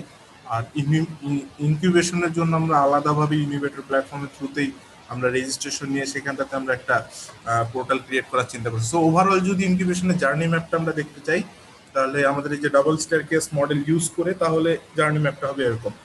বাম পাশেরটা হচ্ছে আমরা সাপ্লাই চেন, ডান পাশেরটা ইনকিউবেশন। ইউজার এক্স, সে যে কোনো একটা প্রমোশনাল বা নেটওয়ার্কিং কোনো একটা ইভেন্টের মাধ্যমে আমাদের সম্পর্কে জানলো, স্টেপগুলোর মধ্য দিয়ে আসলো, সেট হলো, কনভার্টেবল নোট নিয়ে অ্যাডমিশন পেলো, স্পেস অ্যালটমেন্ট পেলো, ভ্যালু প্রপোজিশনস রেডি, নামলো, একদম পুরো ইনকিউবেশনের থ্রুতে নেমে সোপ বক্স দিয়ে ফান্ড রেজ করে মুভ আপ, সুন্দর মতো চলে গেল। সো এই ছিল আমাদের ফার্স্ট সেশন আর কি, আমাদের দুটো সেশন তো আজকে, এটা ছিল আমাদের ফার্স্ট সেশন ইনকিউবেশন সম্পর্কিত। এবং হ্যাঁ, যে কারো যে কোনো ধরনের প্রশ্ন মোস্ট ওয়েলকাম, ওপেন ফ্লোর, যার যেই ধরনের প্রশ্ন আছে, রেলিভেন্ট ইরেলিভেন্ট, কোনো প্রবলেম নেই, করতে পারো।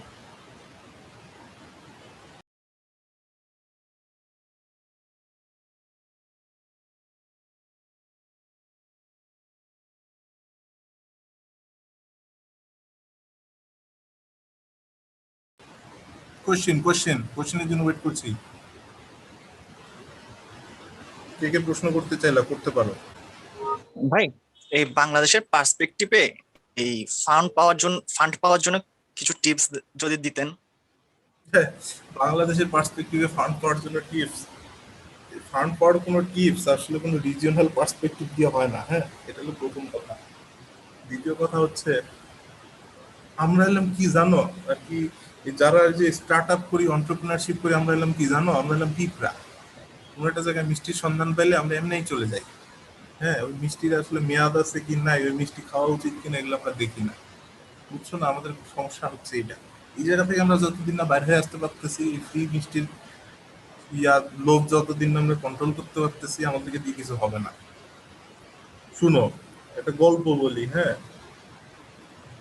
একটা ছেলে আছে, ছেলেটাকে তোমরা অনেকে চিনবা, ফারদিন নাম, শুনছো ছেলেটা সম্পর্কে? ফারদিন নাম একটা ছেলে। ফারদিন আলম রাফি। হুম, ফারদিন আলম রাফি। পুরো নামটা জানি না। সে লিটারালি তার গ্রামের বাড়ি, তার বাবা কৃষক ছিল, তার বাবার যে চাষ করা জমি সেটা পর্যন্ত সে বেচে দিয়েছে, সে একটা রোবোটিক্স নিয়ে স্টার্ট আপ করতেছে সেটার জন্য। যদিও ডিসিশনটা ভুল ছিল, স্টার্ট আপে কি ওই মুহূর্তে ভুল জায়গায় সে আসলে এই ইনভেস্টমেন্টটা করেছে, কিন্তু সিরিয়াসনেস ম্যাটার করে, যেটা সিরিয়াসনেস। জমি বেচা যখন ব্যবসার নামবা, তখন তুমি বুঝবা যে ব্যবসাটা কতটা সিরিয়াসলি করা উচিত। বুঝছো না, তার আগে এই সিরিয়াসনেস আসবে না। ওই ফ্রি গ্র্যান্টেড টাকা পায়, সিরিয়াসনেস আসবে না। আজকে গ্র্যান্টেড টাকা পাবা, 2 দিন 2টা ট্যুর দিবা, তারপর 2-3 দিন কাজ করে 2-একটা রিপোর্ট দেখায় চুপচাপ বসে পড়বো, আবার যেখানে ছিল সেখানে, কোনো কিছু আগাবে না। বুঝছো না, সিরিয়াসনেস আসতে গেলে সিরিয়াস মানি নিতে হবে। সিরিয়াস মানি হলো সেটা যেটা অ্যাকচুয়ালি দেয়ার একটা আর কি, মনে করো যে কি বলবো, একটা টার্গেট সবসময় মাথায় থাকে যে 3 মাসের মধ্যে এই কোয়ার্টারের এই এত টাকা যদি আমি রিটার্ন দেখাইতে না পারি, তাহলে শেষ, ব্যবসা বন্ধ হয়ে যাচ্ছে। সব সময় কন্টিনিউয়াস একটা প্রেশার থাকতে হবে। আবার নেক্সট কোয়ার্টারে এত টাকা আমার রেভিনিউ না আসলে হবেই না, আমি ইনভেস্টরকে কি মুখ দেখাবো, ইনভেস্টর তো আমাকে ফান্ড দেবে না, আমি আমার এমপ্লয়ীদের স্যালারি কই থেকে দিব। এই সিরিয়াসনেসটা আসতে হবে। এটা যদি না আসে তাহলে এটা ব্যবসা না, ওটা আজীবন ওই স্টার্ট আপই করে যাওয়া, ব্যবসা কখনো করা হবে না, বুঝছো না ভাই? আর কি আমাদের দেশের জন্য টিপস চাইলে, তো আমাদের দেশের জন্য টিপস এইটাই যে গ্র্যান্ট নিও না, কেউ যদি দিতে চায় তাও নিও না। হ্যাঁ, আসিফ ইসলাম প্রশ্ন করতে যাচ্ছেন, করেন। স্যার আসসালামু আলাইকুম স্যার, আমি হচ্ছি আইডিয়া থন যে হয়েছিল স্যার আমাদের লাস্ট ইয়ারে, তো ওইটাতে হচ্ছে স্যার আমি হচ্ছে পার্টিসিপেট করছিলাম এবং আমি হচ্ছে মোটামুটি টপ 30-তে গিয়েছিলাম স্যার। তো এখন স্যার আমি হচ্ছে এবার ইউনিবেটরের জন্য অ্যাপ্লাই করেছিলাম, বাট সামহাও এখানে আমি স্যার যাইতে পারি নাই। তো সেই ক্ষেত্রে এখন স্যার আমি যদি স্যার আমি একটা যদি স্পেস চাই, লাইক আমাদের চুয়েটে যেটা হলো ইনকিউবেটরটা, সেই ক্ষেত্রে স্যার আর কি কোনো আমার অফার থাকবে কিনা স্যার, মানে আমি যদি চাই যেটা নিয়ে আরো স্টার্ট আপ আমি একটা বানাতে। জিনিস ক্লিয়ার করি, হ্যাঁ, ইউনিবেটর সম্পর্কে না একটা কি মিসকনসেপশন সবার মধ্যে আছে। Unibator is not like any other start up competition, এটা আমি একদম শুরুতে ক্লিয়ার করে দিই। ইনফ্যাক্ট ইউনিবেটরের সাথে স্টার্ট আপদের কোনো সম্পর্কই নাই। আপনার একটা ভালো স্টার্ট আপ আছে, আইডিয়া আছে, গো সামওয়্যার এলস, ইউনিবেটর আপনার জন্য না। ইউনিবেটরটা ছিল স্পেসিফিক ভাবে আমরা লঞ্চ করেছিলাম ইঞ্জিনিয়ার্স ইনস্টিটিউশনের সাথে, যে বিশেষ করে আমাদের ইঞ্জিনিয়ারিং স্টুডেন্ট যারা আছে তারা সবাই কোনো না কোনো একটা থিসিস ফাইনাল ইয়ারে গিয়ে করে তারপরেই গ্র্যাজুয়েশনটা কমপ্লিট করে।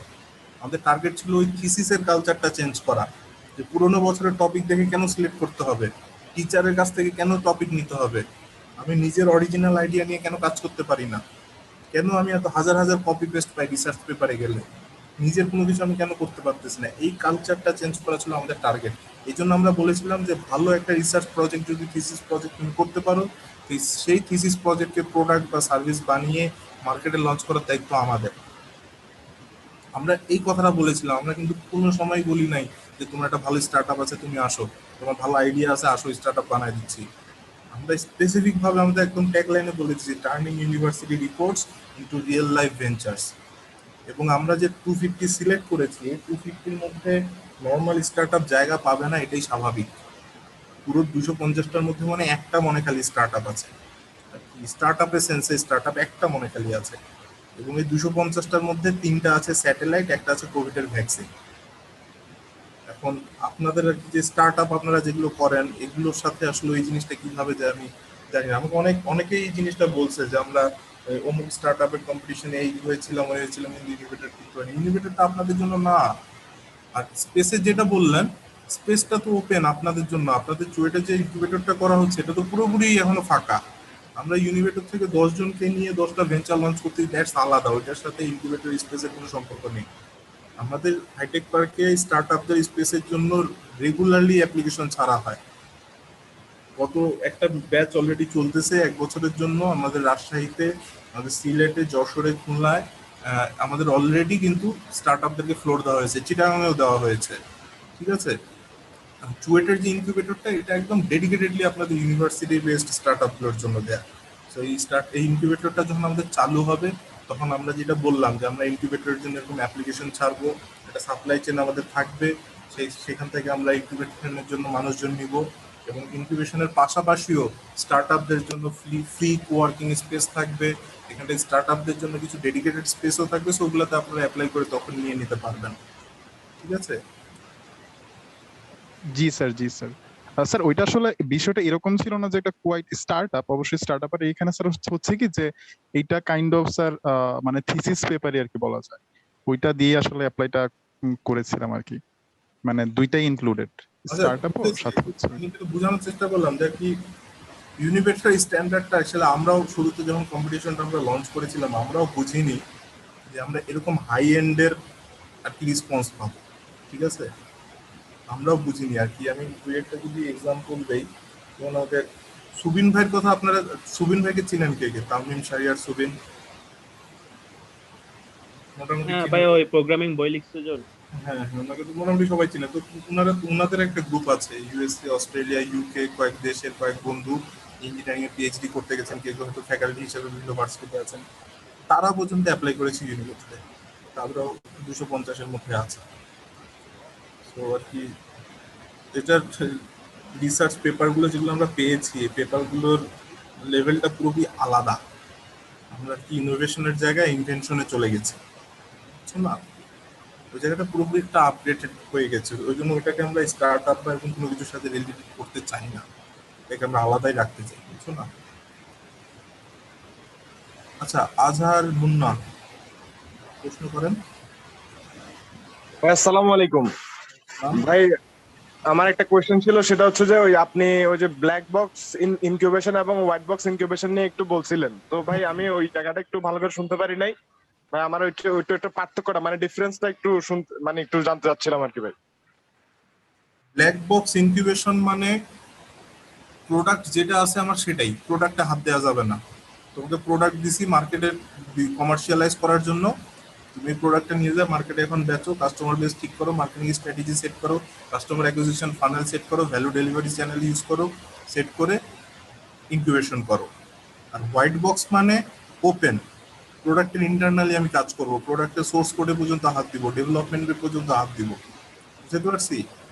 খুব জি ভাই, সহজে মনে রাখার জন্য চিন্তা করবা, যেটা ব্ল্যাক বক্স ওটার ভিতরে তুমি ঢুকতে পারবে না, আর যেটা হোয়াইট বক্স ওটার ভিতরে তুমি ঢুকতে পারতেছো। ঠিক আছে ভাই, ধন্যবাদ ভাই, আসসালামু আলাইকুম। জি, এরপরে তাসফিয়া। আসসালামু আলাইকুম স্যার। স্যার, ইউনিভেটরের যে 250 সিলেক্ট করা হয়েছে তাদের এখন নেক্সট স্টেপে মানে কি রকম ভাবে হচ্ছে তাদের জন্য অ্যাপ্রোচ আমরা করা একটা, হবে বা কিছু? হ্যাঁ, তাদের জন্য আর কি, এটা আসলে অনেক সময় হয়ে গেছে। আপনি কি পার্টিসিপেট নাকি ছিল, আপনার এই প্রশ্নগুলো আসলে যায়। তো আমরা হ্যাঁ। তাদের জন্য একটা ভার্চুয়াল একটা সেট আপ করছি।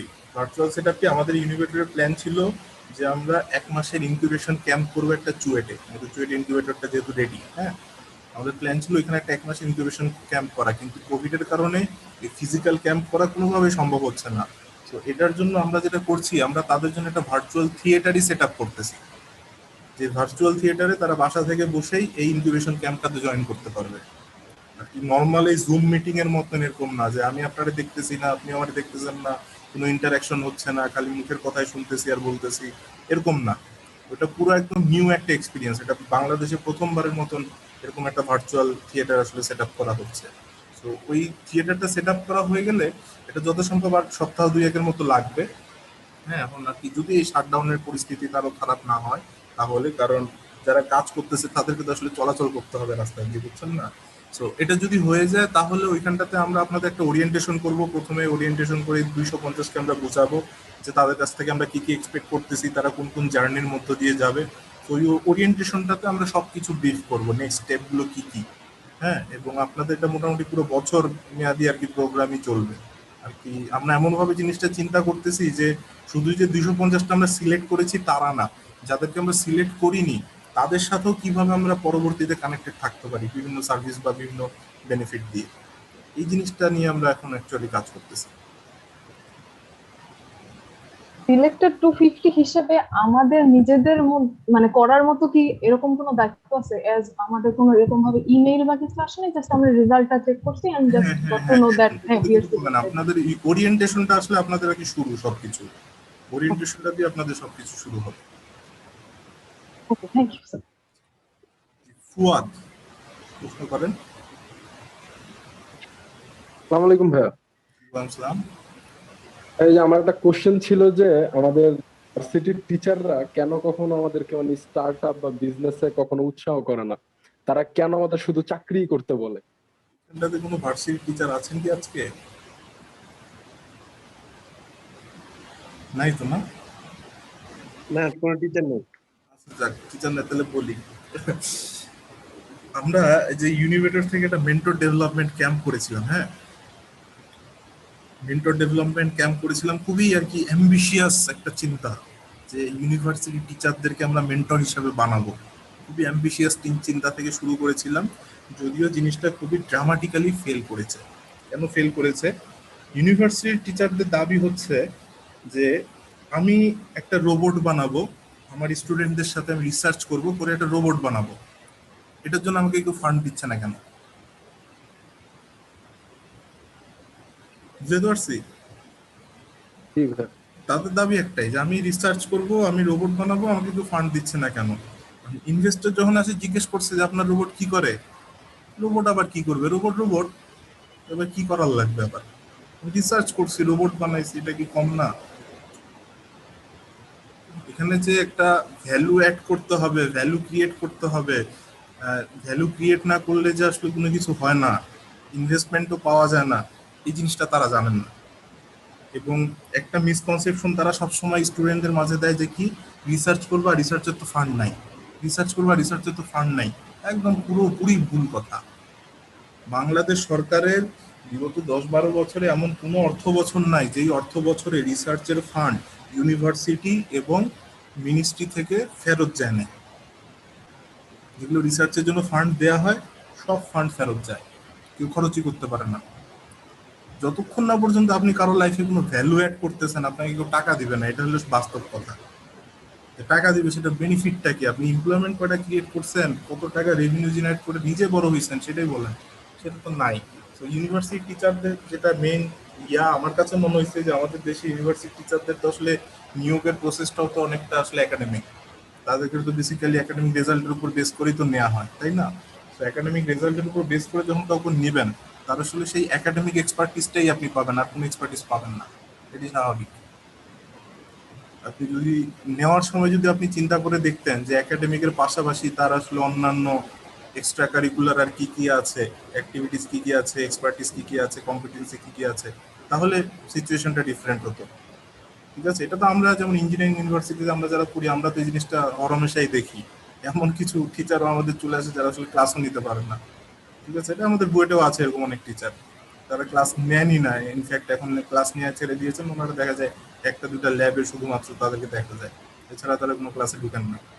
হ্যাঁ, কারণ কোনো একটা পড়ানো পড়ানো জিনিসটা আলাদা একটা স্কিল, এটা একটা আলাদা একটা স্কিল লাগে, এটার আলাদা একটা লাগে। আমি একটা স্টুডেন্টকে গাইড করব, ফ্যাসিলিটেট করব, এটার জন্য পুরো আলাদা লেভেলে আমার একটা এক্সপার্টিস লাগবে, আমার নলেজ লাগবে। সেটা এটা যেটা একাডেমিক নলেজ দিয়ে কভার করা পসিবল না। ঠিক আছে, সো এটা কি তোমার এই কমপ্লেন আমি কি করবো? আমি নিজে কাকে কমপ্লেন দেবো এটা ভাবতেছি। এমডিসিতে আমি চিন্তা করছিলাম টিচারদেরকে একদম মেন্টর হিসেবে ক্রিয়েট করা, বাট জিনিসটা হয়নি। তারা আগ্রহী না এসবে, তাদের মাথায় ওই জাস্ট একটা লাইনেই চলে, আমি রিসার্চ করব, আমাকে ফান্ড দাও। আমাকে ফান্ড কেন দিচ্ছ না? সেইটার কারণে আসলে সম্ভব হয়ে উঠেনি। ধন্যবাদ স্যার। আর কারো কোনো প্রশ্ন আছে কি না?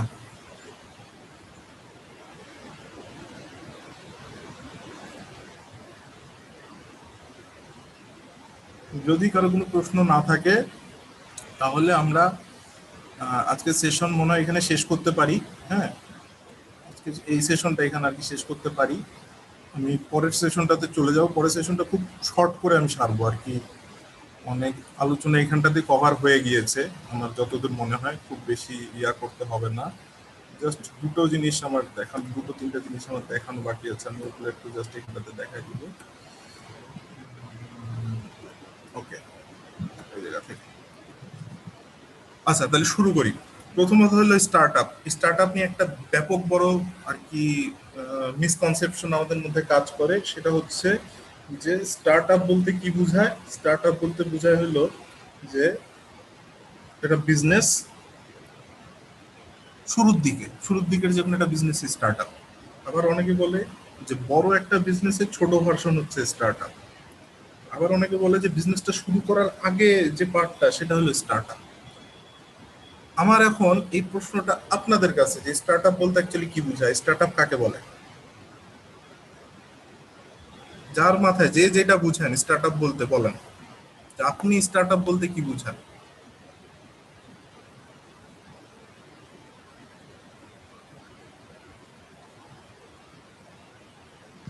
বলেন বলেন।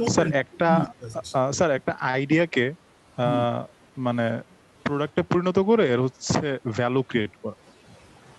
আচ্ছা, এটাকে স্টার্টআপ বলে না, এটাকে অবশ্যই ইনকিউবেশন বলে, স্টার্টআপ বলে না।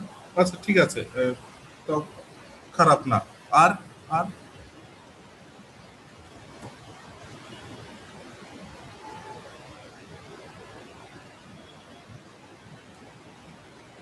আর স্টার্টআপ বলতে কে কি বুঝান?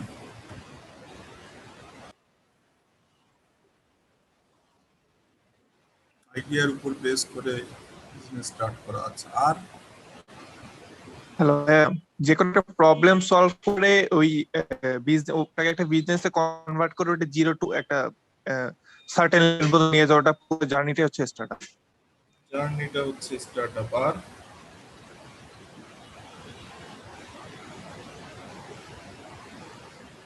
আর কারো কাছে কোনো ইয়া বলেন বলেন, ওপেন ফ্লোর, আর কি কোনো ইয়া করার দরকার নেই, ডিরেক্টলি বলে ফেলেন। কোনো ইউনিক প্রোডাক্ট মার্কেটে ইন্ট্রোডিউস করা। প্রোডাক্ট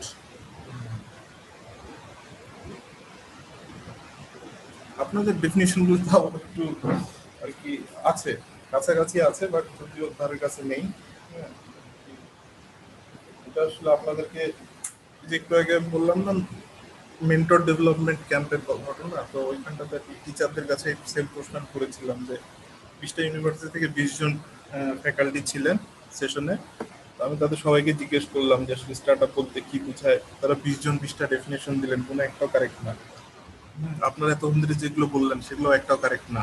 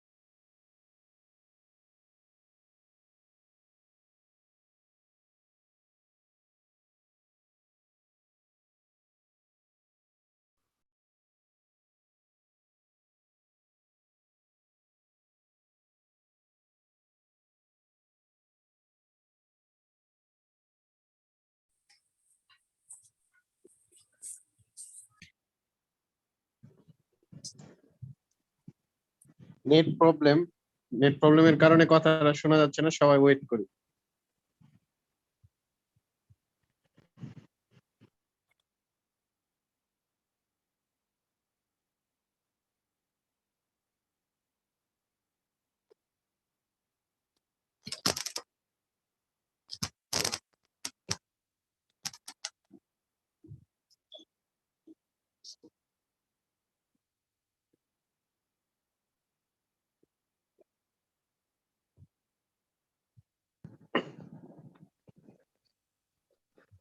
আচ্ছা, আজকের সেশনটা এই পর্যন্তই। আপনাদের সকলকে অনেক ধন্যবাদ। আমরা নেক্সট সেশনে ভাই রূপক ভাই বাকি যেই টপিক গুলো আছে ওগুলো কভার করবেন, আমরা গ্রুপ গুলাতে জানাই দিব। কখন স্টার্ট আপ নিয়ে আবার সেশনটা হবে। ঠিক আছে, আজকের মতো এই পর্যন্তই, সবাইকে ধন্যবাদ।